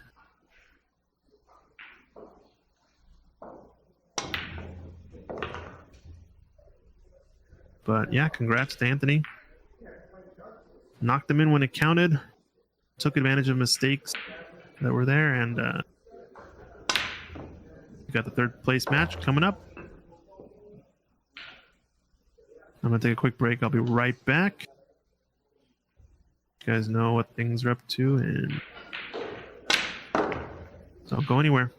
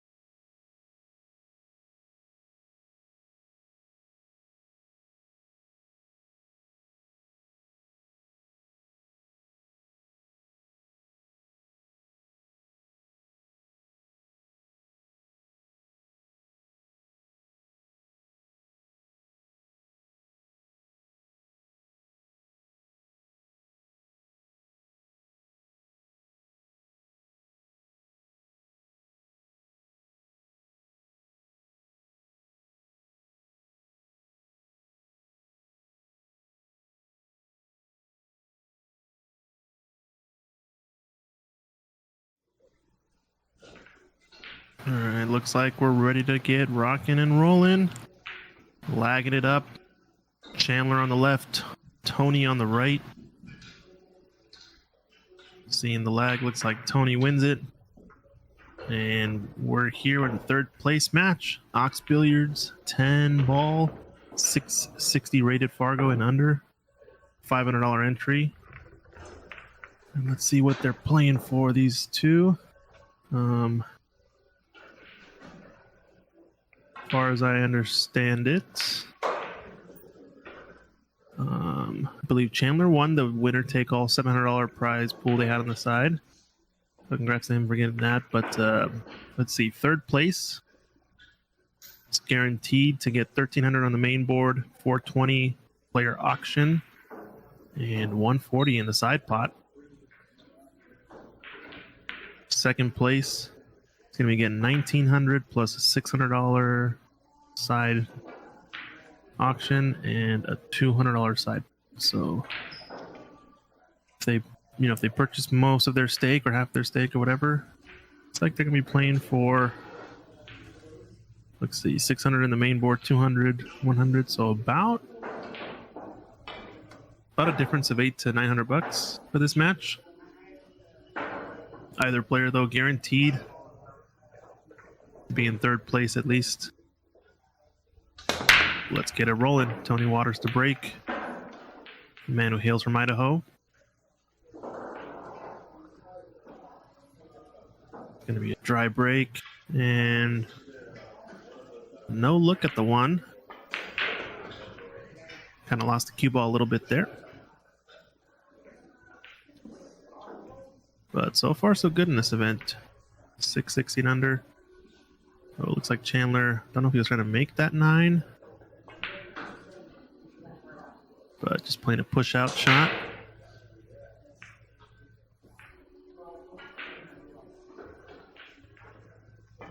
We're going to see how this goes. Race to 9, so still going to be a doozy. I think their winner of this gets to the final in a race to 13. Single race to 13 in the final. So we're still in it for the long haul here. Let's see, 3:30 p.m. This might be 1 o'clock, 2.5 hours maybe. Whoops, is at 6 o'clock? Yeah, I imagine this is going to be going probably till 9 p.m. tonight. We'll see how quick these players are going. Definitely Chandler, quicker of the two players from what I've seen. Plays a little bit more in rhythm. Doesn't mean he doesn't take his time, though. I think there's the interesting stance with the right foot forward, left foot back as a right-hander. It's interesting to watch, but he does really well with it. We got some back story as well. Looks like Tony has had some neck surgery at some point, so his style of play is a little bit more like old school straight pool players, maybe. He's kind of standing up on the shot. Doesn't really get low on the cue. I think it probably puts too much tension on his neck. At one point, he did play a lot lower, from what folks were saying in the chat. So, interesting setup for these two. Getting off to a quick start, though, Chandler.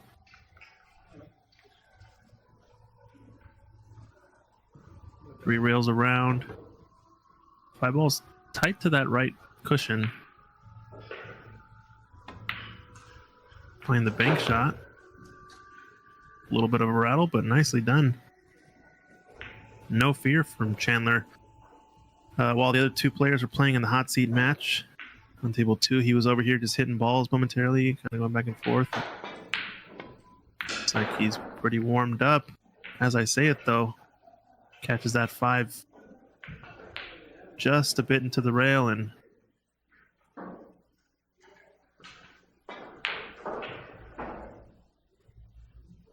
gonna leave an opening.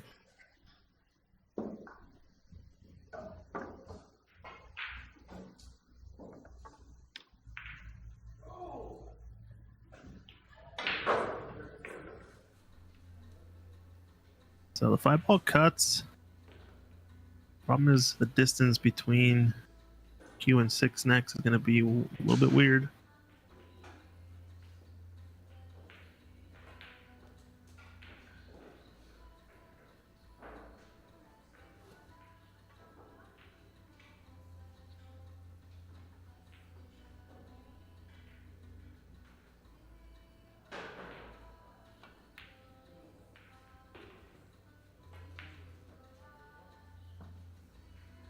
Decent cue ball, overran it a bit, but steeper the angle this is, the easier time he's going to have going around the rails.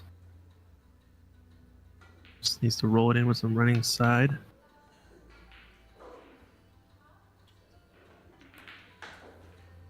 And he kind of massaged that a little bit too, swerved away from the 7.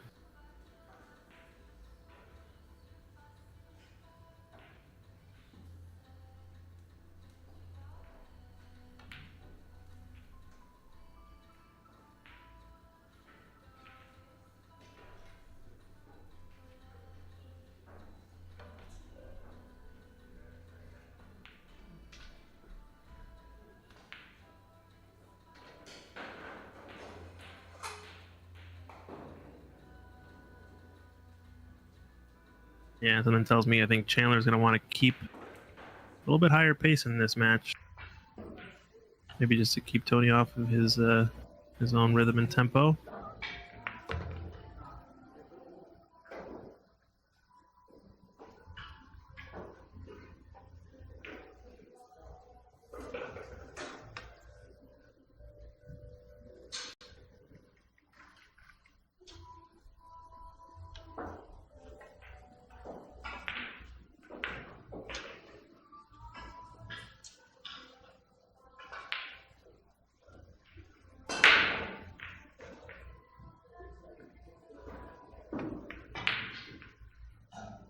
Oh, and just drops that 10 ball in. Wow, what a shot. So Chandler first on the board here. Oops, sorry.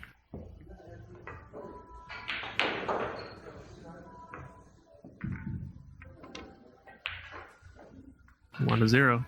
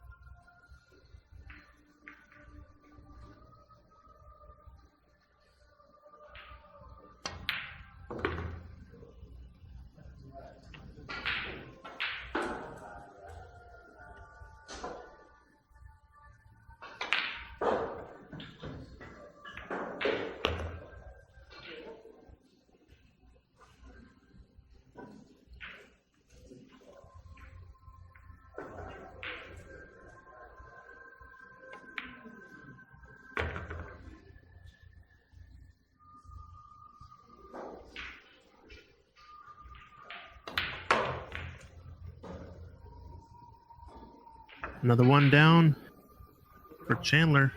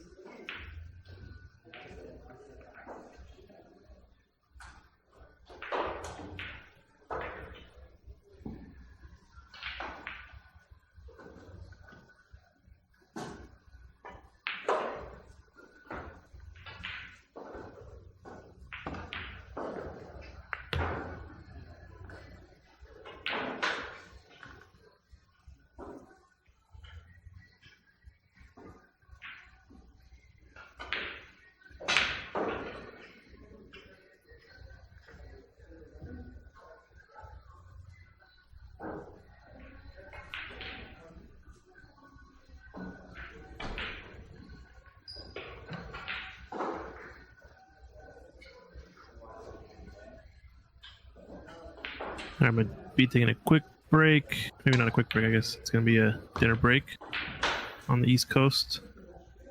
So if Secret, you can take over the scoring, I'll hit you up in Messenger. Gotta be back for the final.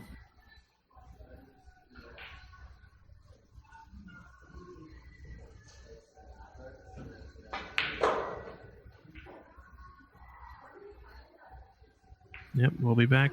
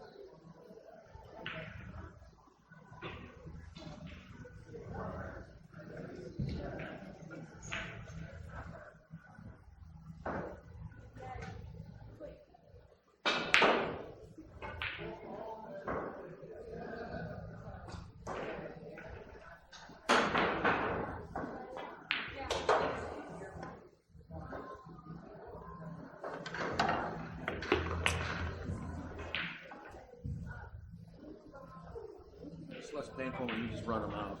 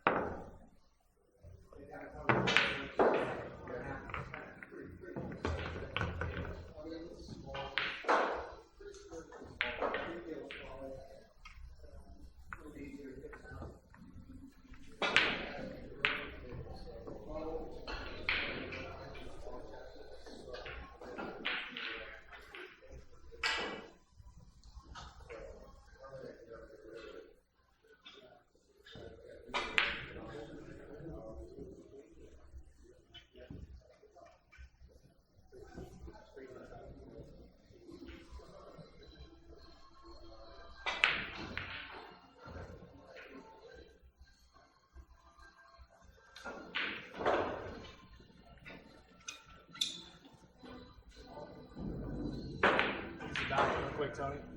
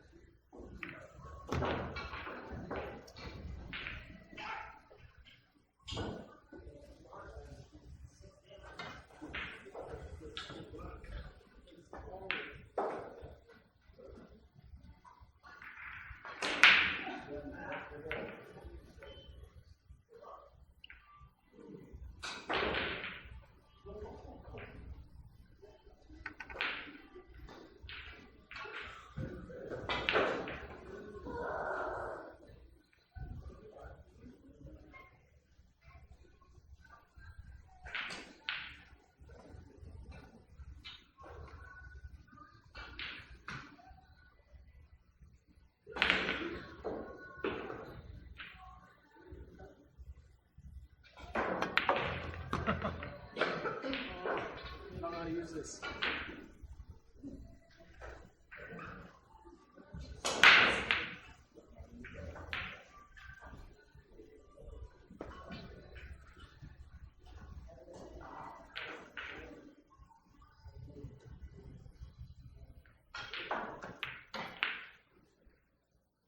Come on.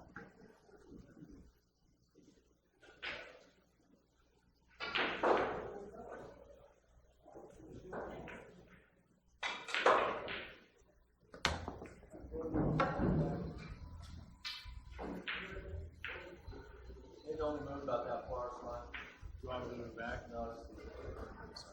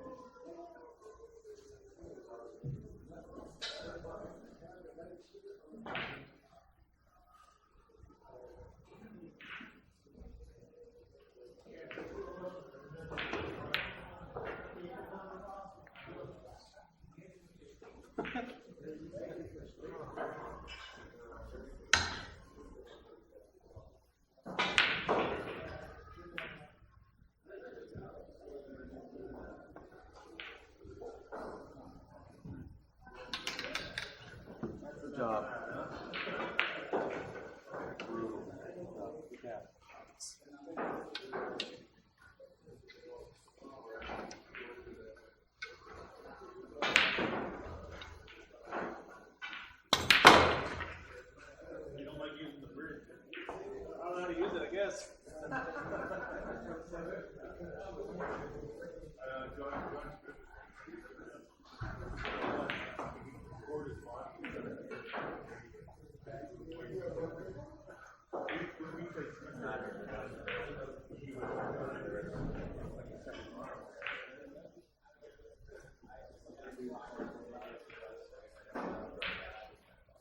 Now everybody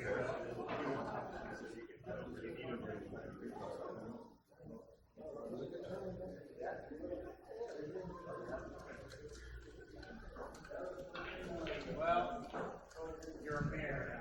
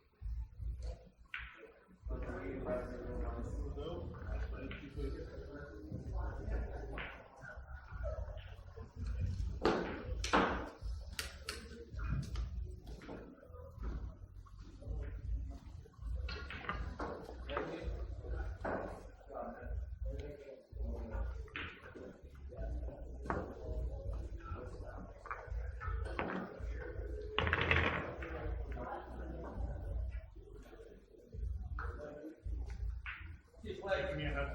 Leaving. See you later, honey. Yeah, thank you. Thank you for dinner. Yeah.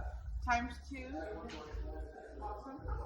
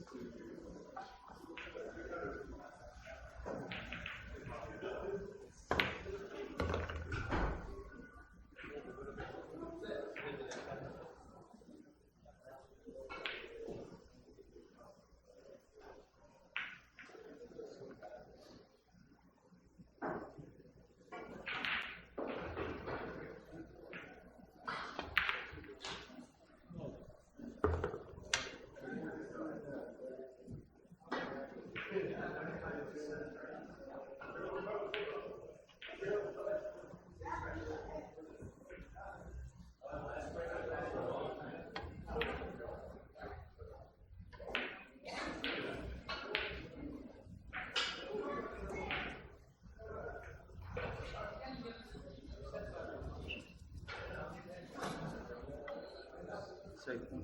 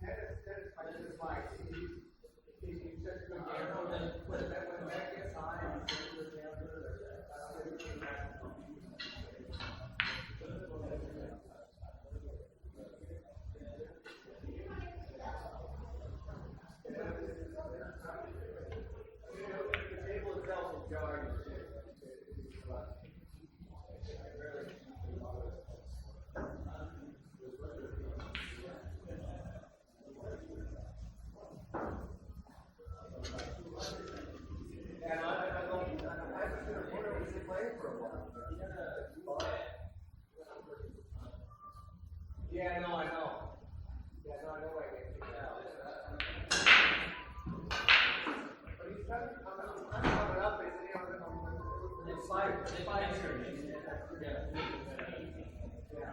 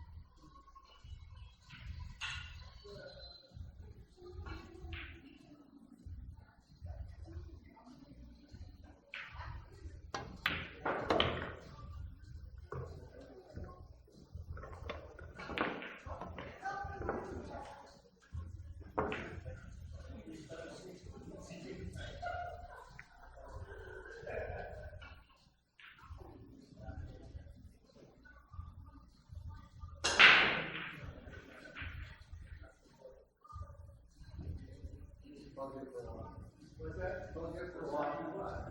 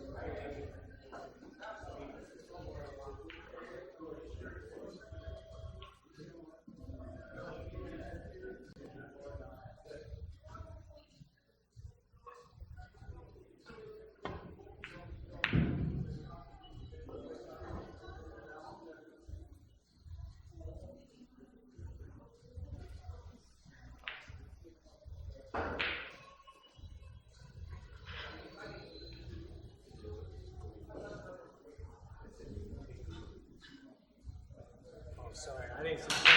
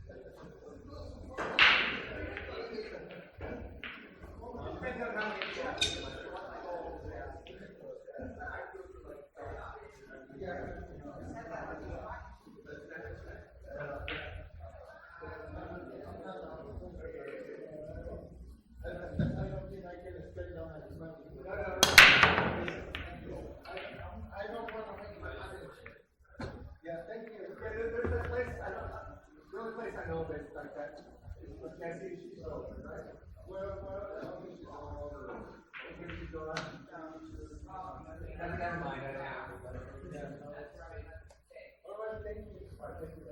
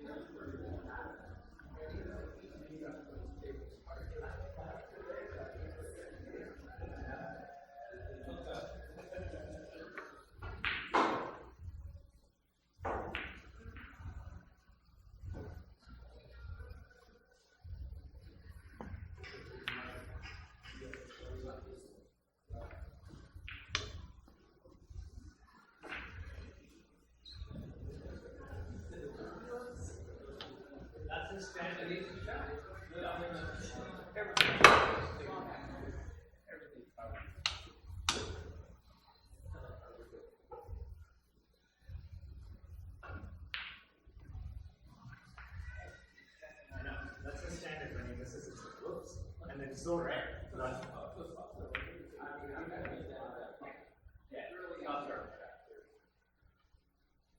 no bother talking to this. Yeah, you don't have. Yeah, you can just hit the ball. You don't have to get rid of it. Yeah, this is part of the one, right? Well, come around here and play. I'll show you the most of it. Painful.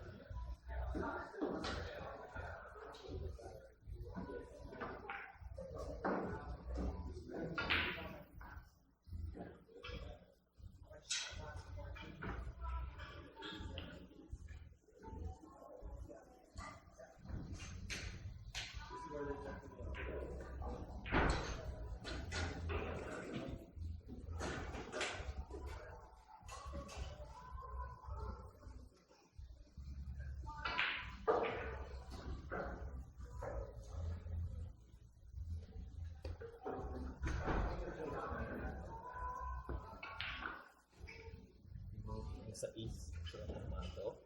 Pwede pupunta mo rito. Pinapos ka. Dito mo patirahin mo yun. Kasi yung sa east na to, yung 8, yung 7, di ba? Dapat dito na pinapos ka.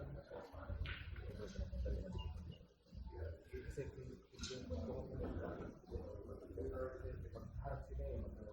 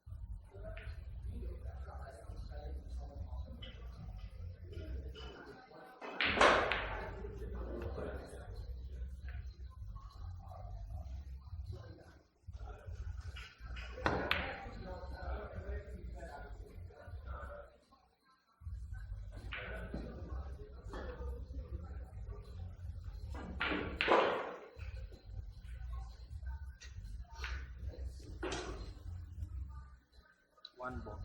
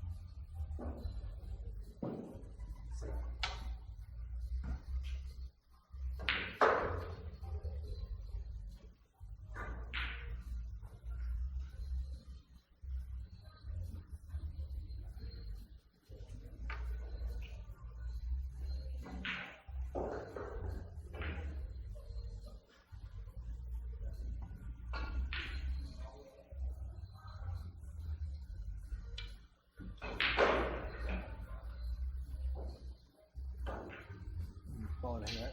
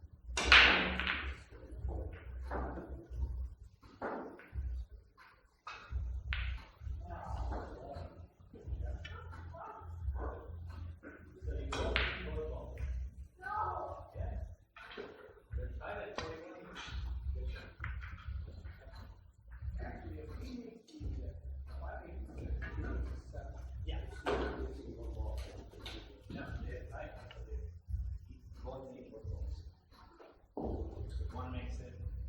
That's still the 7. Four makes it 7. Yeah. It's both. Both of you. Both.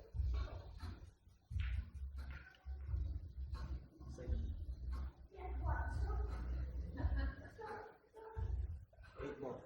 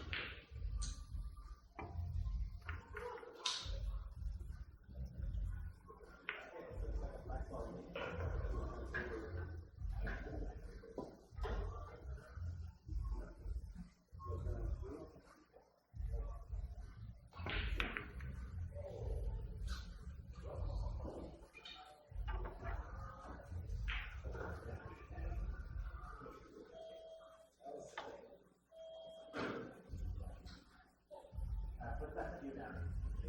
That big few down.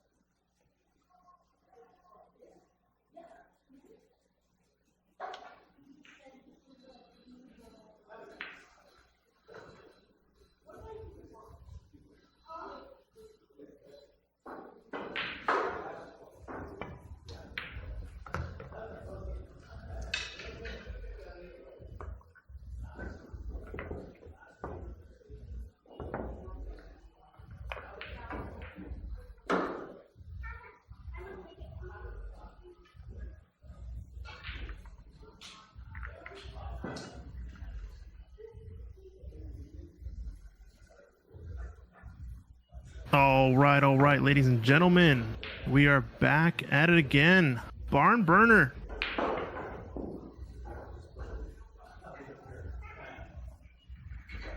How's it going, folks? Sorry, I just had a lot of delay, but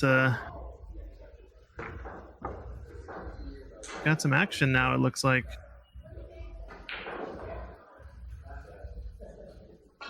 I took my outfit for a second, and now it's 11:10, so yikes. Who we got in the chat? Got Josh Anderson, what's up? Matthew Medina. Lee Baldwin saying it's a barn burner. Javier Valenzuela, Rob Greer, 2 more, that's it.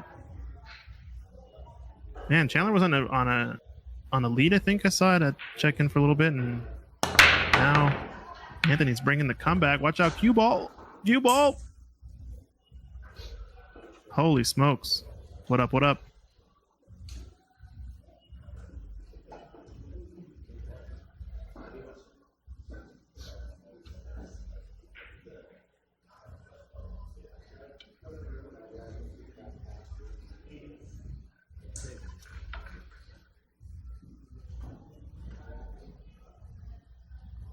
Let's see.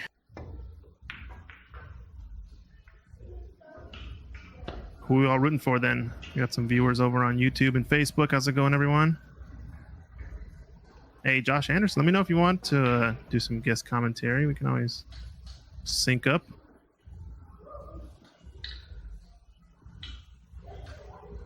We're back. We're back.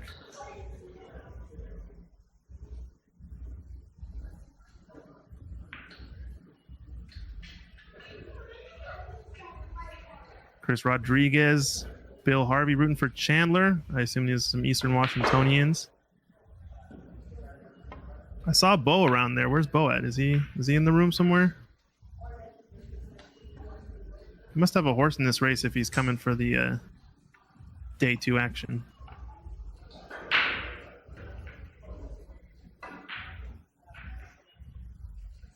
Nick Kerr is rooting for Chandler. Does he want to jump in the booth? He can jump in the booth.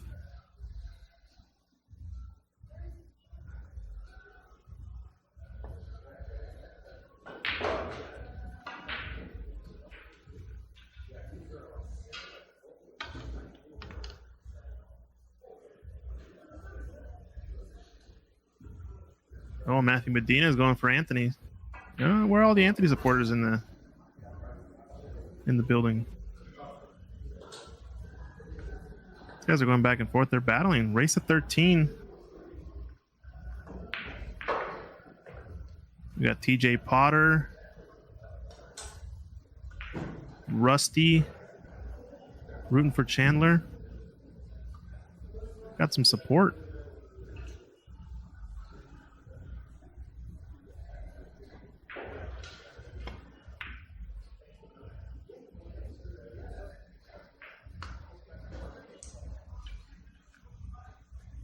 Been relying on that safety game all tournament long. I think he's got an angle at it though.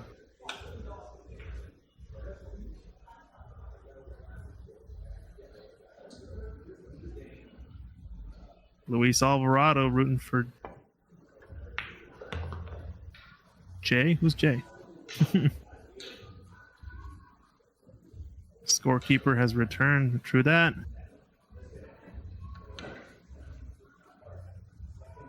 Christine is rooting for Anthony. All right, we got some Anthony supporters then. Come short on this leave though on the 2. See how good his kick is. 4 ball to the rescue. Oh, Jay is Anthony. All right, I got you.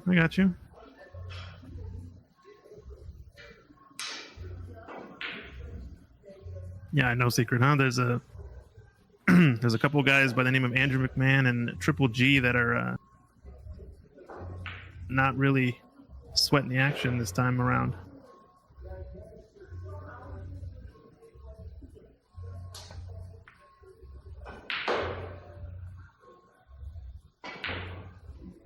Bo, did you buy somebody in the player auction? It's got to be the case. Tammy rooting for Anthony. He's got a tough kick here, though. They haven't been in the chat the entire match. Yeah, it's because, I don't know. Do they just not know these players or what? Maybe they got bored.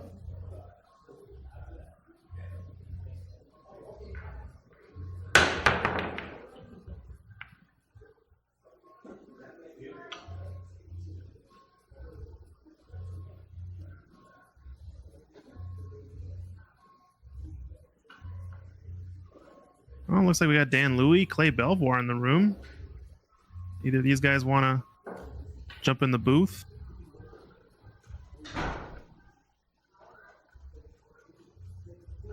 Somebody tell Dan Louie to get in the booth.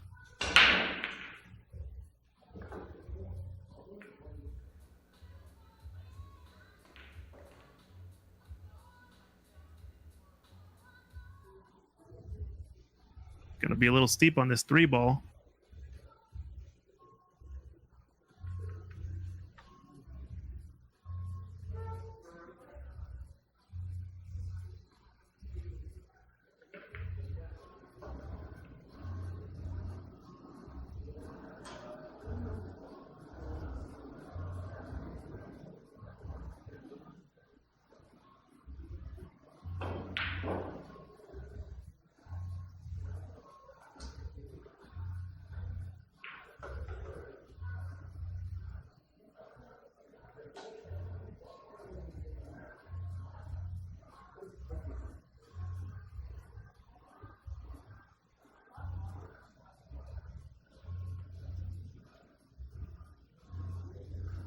Sweet, sweet. Sounds good.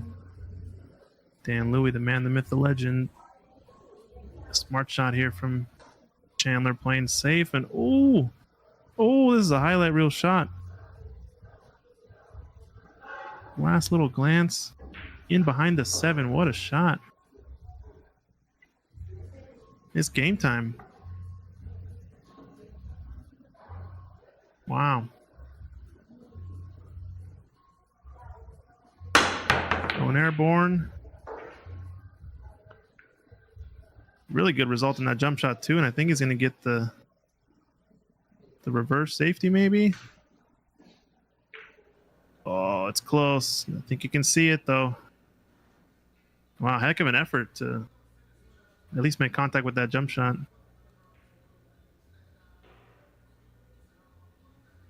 Oh, I forgot to hit the replay button. I actually don't have the replay button on this PC set up yet.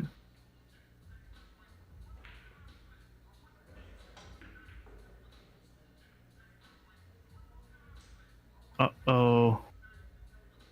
4 doesn't pass a 7. This is a hyper-aggressive combination. It's a long-distance combo.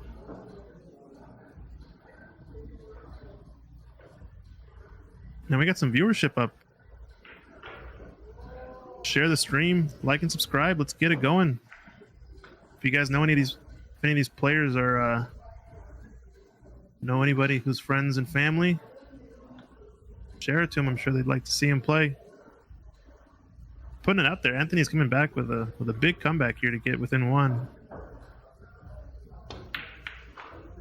He went for the combo, and he got away with it. Oh my gosh! Wow. Can he see an edge of this 4 though? Pink 4. It's a little close.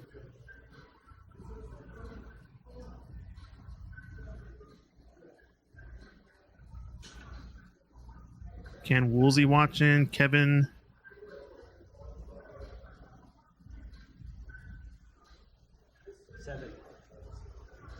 Good stuff.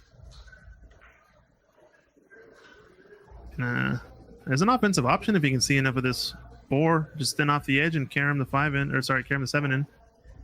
It's a little tricky if it's too thin. Just watch the 8-ball, see if it moves.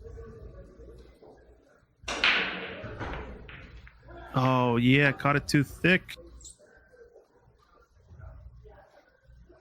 No, Josh Anderson, I've been noticing that the whole tournament, Chandler he stands a little bit unconventional in his stance. puts his right foot down and then his left foot back, almost as like a replant with his left foot. It's interesting, but he's working it. I mean, it's made it this far. The 660 Fargo, so whatever habit is there, it's been built and it's working. And this table is ripe for the picking. There's Triple G. There he is.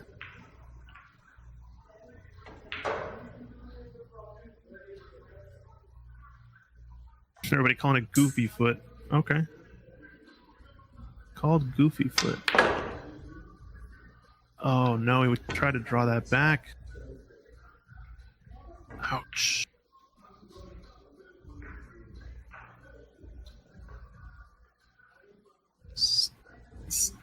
Still technically potable. It's just going to be difficult to control this cue ball here. Oh man.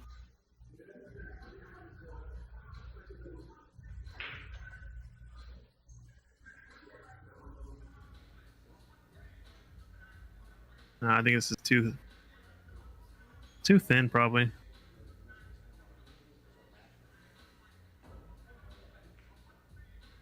He's saying might be compensating for an injury. Yeah, I mean that's definitely a common thing. I feel like a lot of players tend to do some non-conventional things because they have to, you know, struggle with some sort of surgery they had or whatever.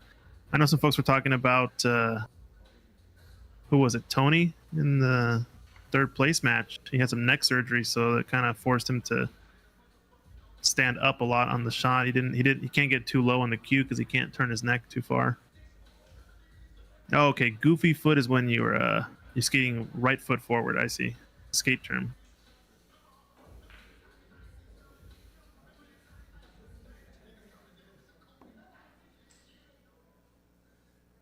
Might be going for this cut. Oh, it's got a chance, but no cigar.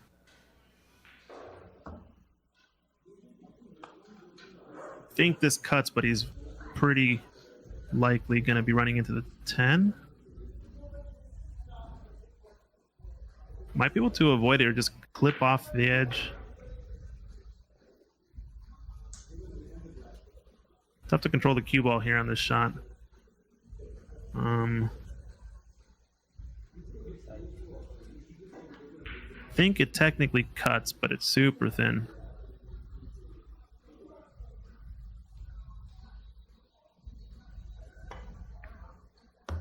Oh yeah, he could avoid it. Nice shot. Great shot.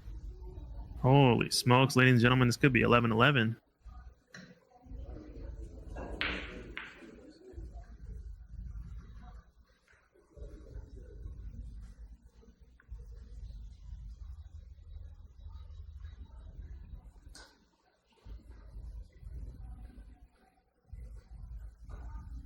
Finesse, says Matthew Medina. That's right.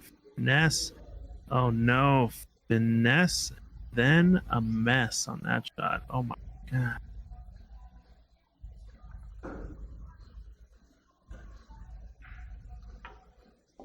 Oh, it's got to be rough.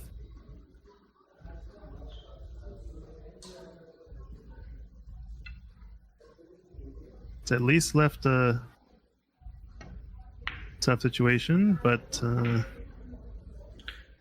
Chandler playing the snooker style bank up and down table.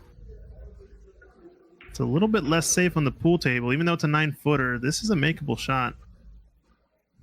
Granted, he probably is going to be losing his cue ball a little bit. I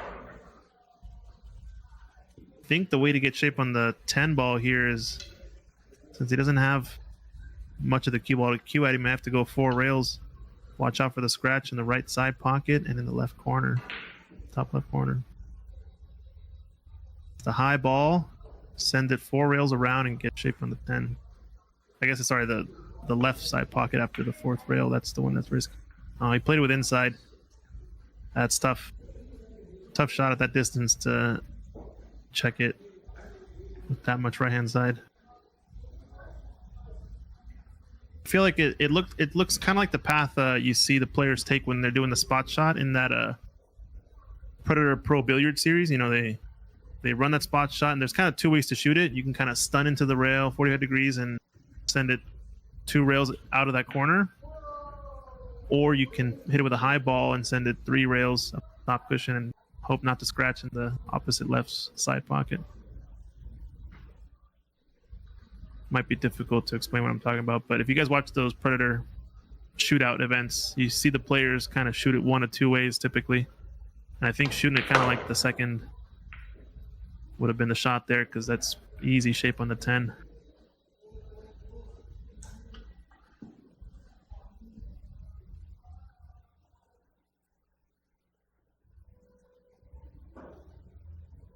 Oh, Clay Belvoir posting some lore here about the stance from Chandler as he gets on the hill.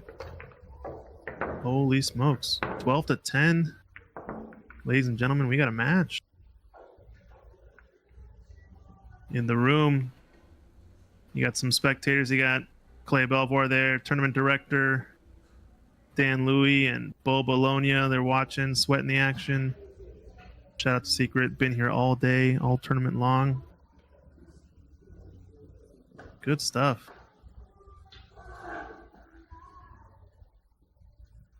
Clay saying that he must have decided to go back to the goofy foot. He was messing around with it, playing with non-pool friends, and started shooting well with it, and played the Black Diamond tournament, the big tournament over in Spokane with it, and played well, finishing 4th. So went away from a while, must have went back to it. Yeah. Yeah, I hear you, Secret. Been a long tournament. Who'd have thought the top 6 players would have taken 12 hours, 8 hours to go through? I guess long races on the 9-footers. That'll do it to you.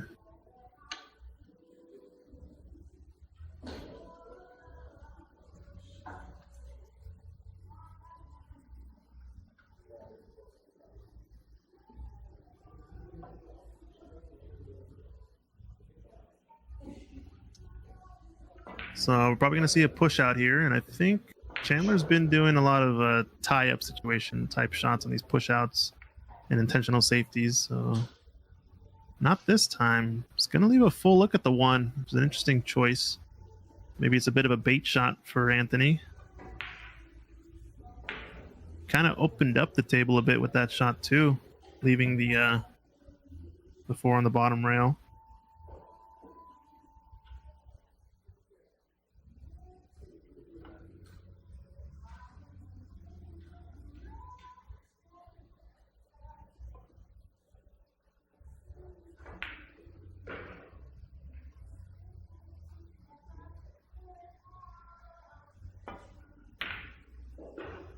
Yeah, good save. Plenty of stuff to hide behind.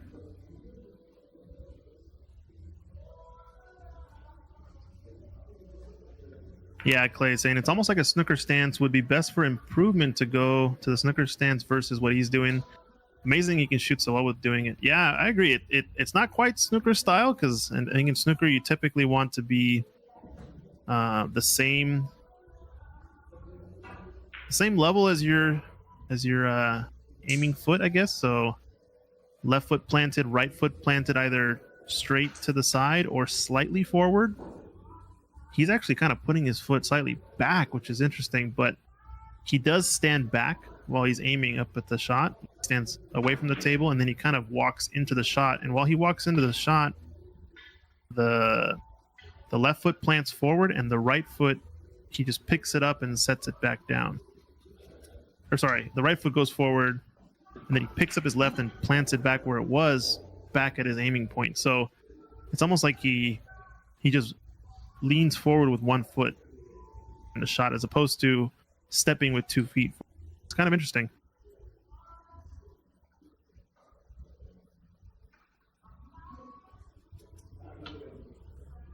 I'm a bit of a fundamentals geek, I guess, when it comes to this stuff, so I'm personally not the biggest fan of it, but it's working for him here. It's working for him here. You can't argue with that. There's something to be said, though, about, nobody has perfect fundamentals, so there comes a point where you do have to essentially go with the habits you've built up, and there comes a point where it no longer makes sense to keep tweaking things over and over and over again, because you have to progress at some point. Chris Rodriguez saying he says it forces him to square up. Yeah, that could be a good reason. It could also be changing how he's looking at the ball, the perspective he has on the shot. So maybe just moving his chin a certain area on the cue as opposed to another one, or could be another way to achieve the same thing. I don't know. But yeah, I'm with you, Clay. I'm a fan. I'm a fan of the super stance. Then again, I also like the fact that it's always a constant height. Lock out that back leg, and you never change the height. Brendy asking, is there a bracket? If so, where can I find it? It's going to be in the description on YouTube and Facebook. It's on challenge.com. Should be able to find it there. There should be a section that says bracket. This is the final race of 13. There's a field of 20 players. I believe a $500 entry fee.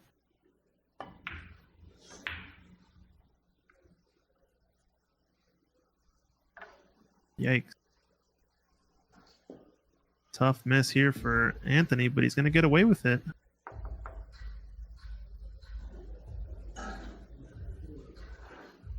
Also goes back to the match last night. I don't know if you guys were watching, but Chandler getting one ball away really from elimination against Shu Cheng in a Hill game. And now it shows you how far he's come. Pretty wild stuff.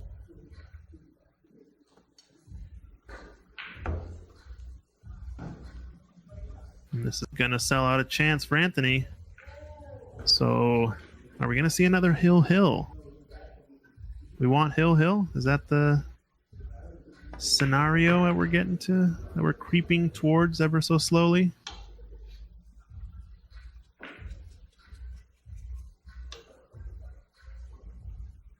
I'm not going to jinx it.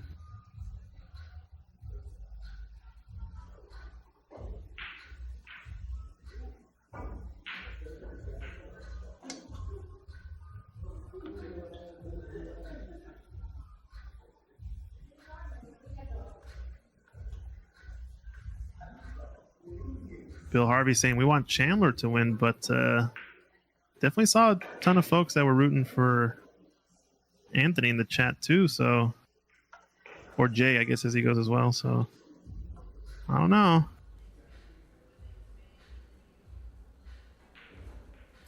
You can see Chandler as he waits his turn to the table patiently.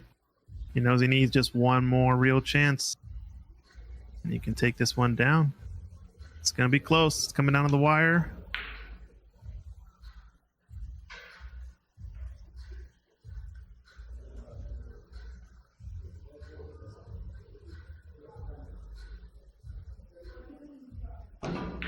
Oops.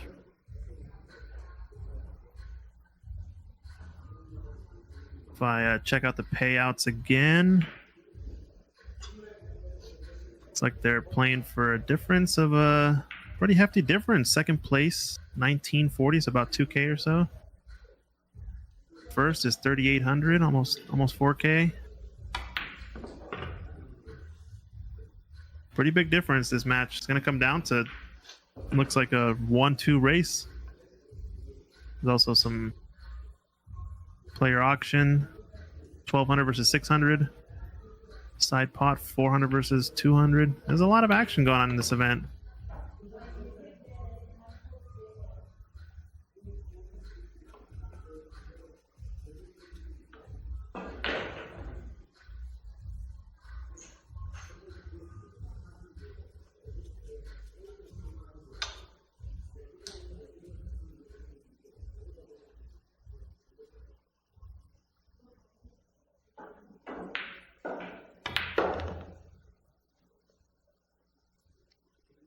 Can overrun his position a little bit, but as long as he's parallel to the rail, it should be pretty makeable. Doesn't have to back cut it too much. Should be Makeable for Anthony. Must make. Must make. Nicely done. 12-11. We got action, folks.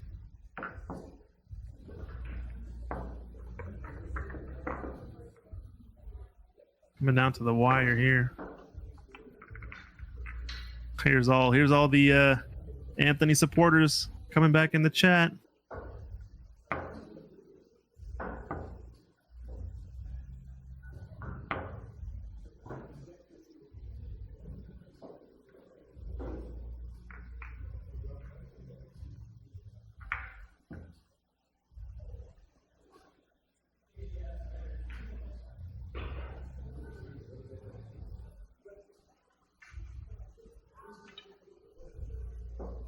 Well, if you're gonna bring the heat, now's the time. 12-11. Come down to this. Race to 13.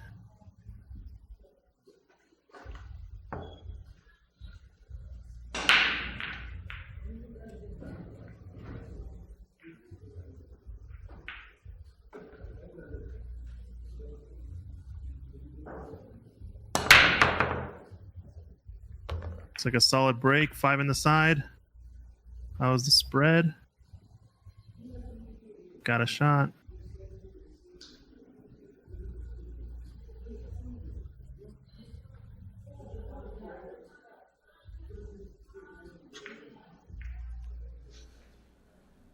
All Chandler can do is stay focused. Wait for his chance. It's one of the things I think players take for granted, but keeping their chair game strong is what I call it. Staying focused. There's no point really in stressing out while you're sitting on the chair. Got to stay in the game, stay engaged. It's your time to mentally relax in terms of effort in the game, but still got to stay engaged, locked in. Oh no. It's going to leak out. I think you can see it.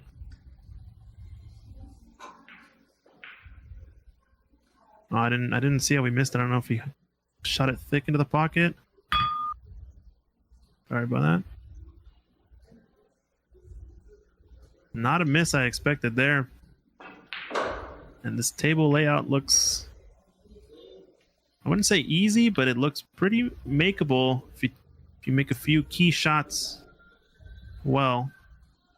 Getting on this 3 is one of the key shots here. Getting pretty straight into the side or the corner. Kind of want to be able to hold it there for the 4. But he's betwixt and between, as they say in the snooker world.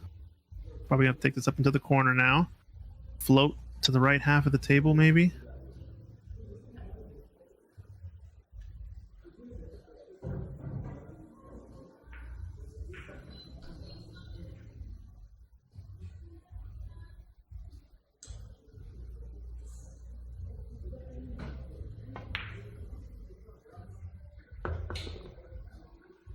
Yeah, he's back in line now.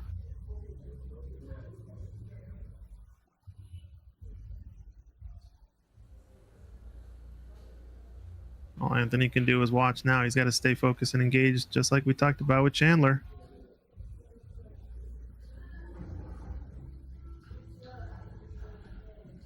This may or may not be his last visit, though. We'll see. It's just tough. There's that stance we talked about. Just a high ball. Needs it to creep up at least to the side. He's golden. I like this, though. He's kind of changed his demeanor from earlier in the match. He's pointing to his spot where he wants to get to. Being very intentional about every shot.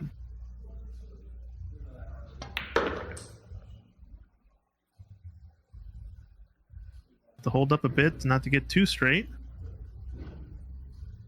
Gonna have to punch this just a little bit, probably. Yeah, get out there needs maybe a bit more speed than he would have wanted to do. Still pretty makeable, though.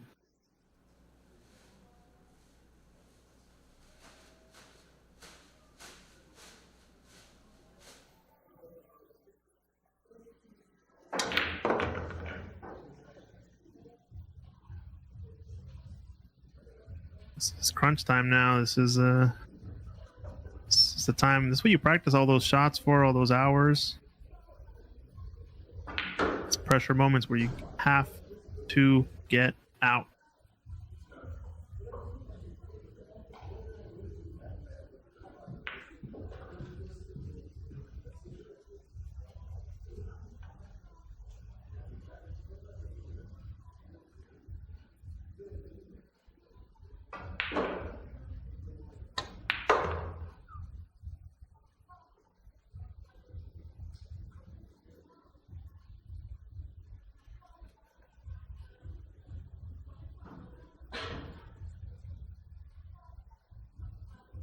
Could not have landed any better, I think.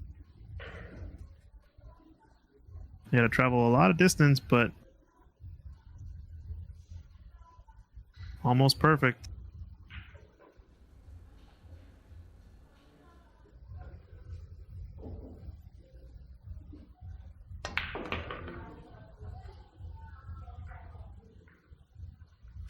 About as straight as you could be on this 10 ball for the match.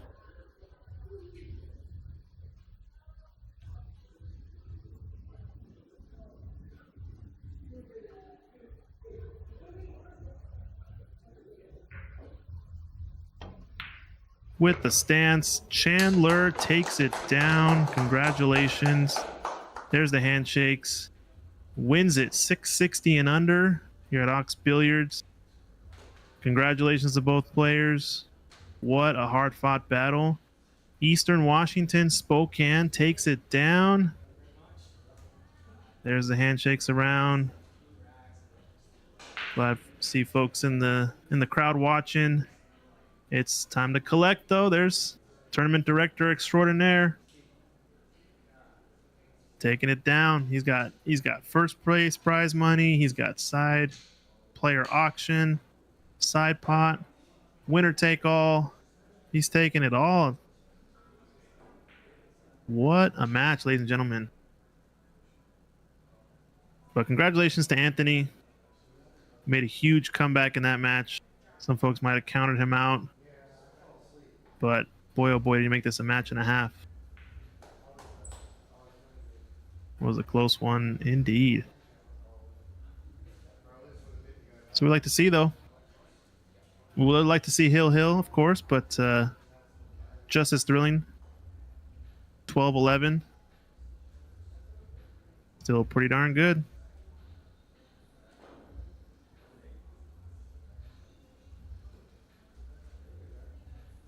And that's going to be the tournament 660 and under. Another one bites the dust here at Ox Billiards, ladies and gentlemen. Thank you all for watching. Try to chop up some of these and post them later.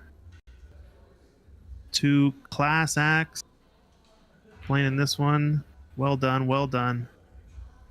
Thanks everyone for watching. Thanks everybody for sticking in there. I know we had some ups and downs in the commentary this weekend. Wasn't super consistent, but we'll definitely work on that in the future.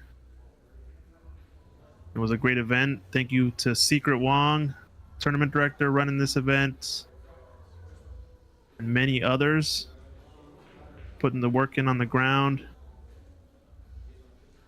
Getting a little photo op there. Top 2 players.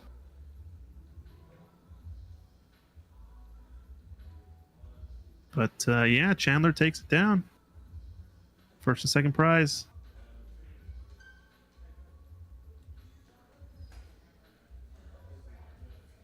Yeah, check out hashtag Stick Game Strong over on Facebook for more events like this. Secret's going to be hosting different ranges of Fargo events, open events. I hear we might have a high level 9-ball event maybe coming up. High entry, open field event possibly in the future. So opportunity to put some big events on. We're glad Secret is doing events here at Ox, and thanks everybody for watching. Of course, like and subscribe, help grow the channel. We're gonna get some more viewership out, help us grow some more events. We got if you're a snooker fan, Sean Murphy coming to Seattle.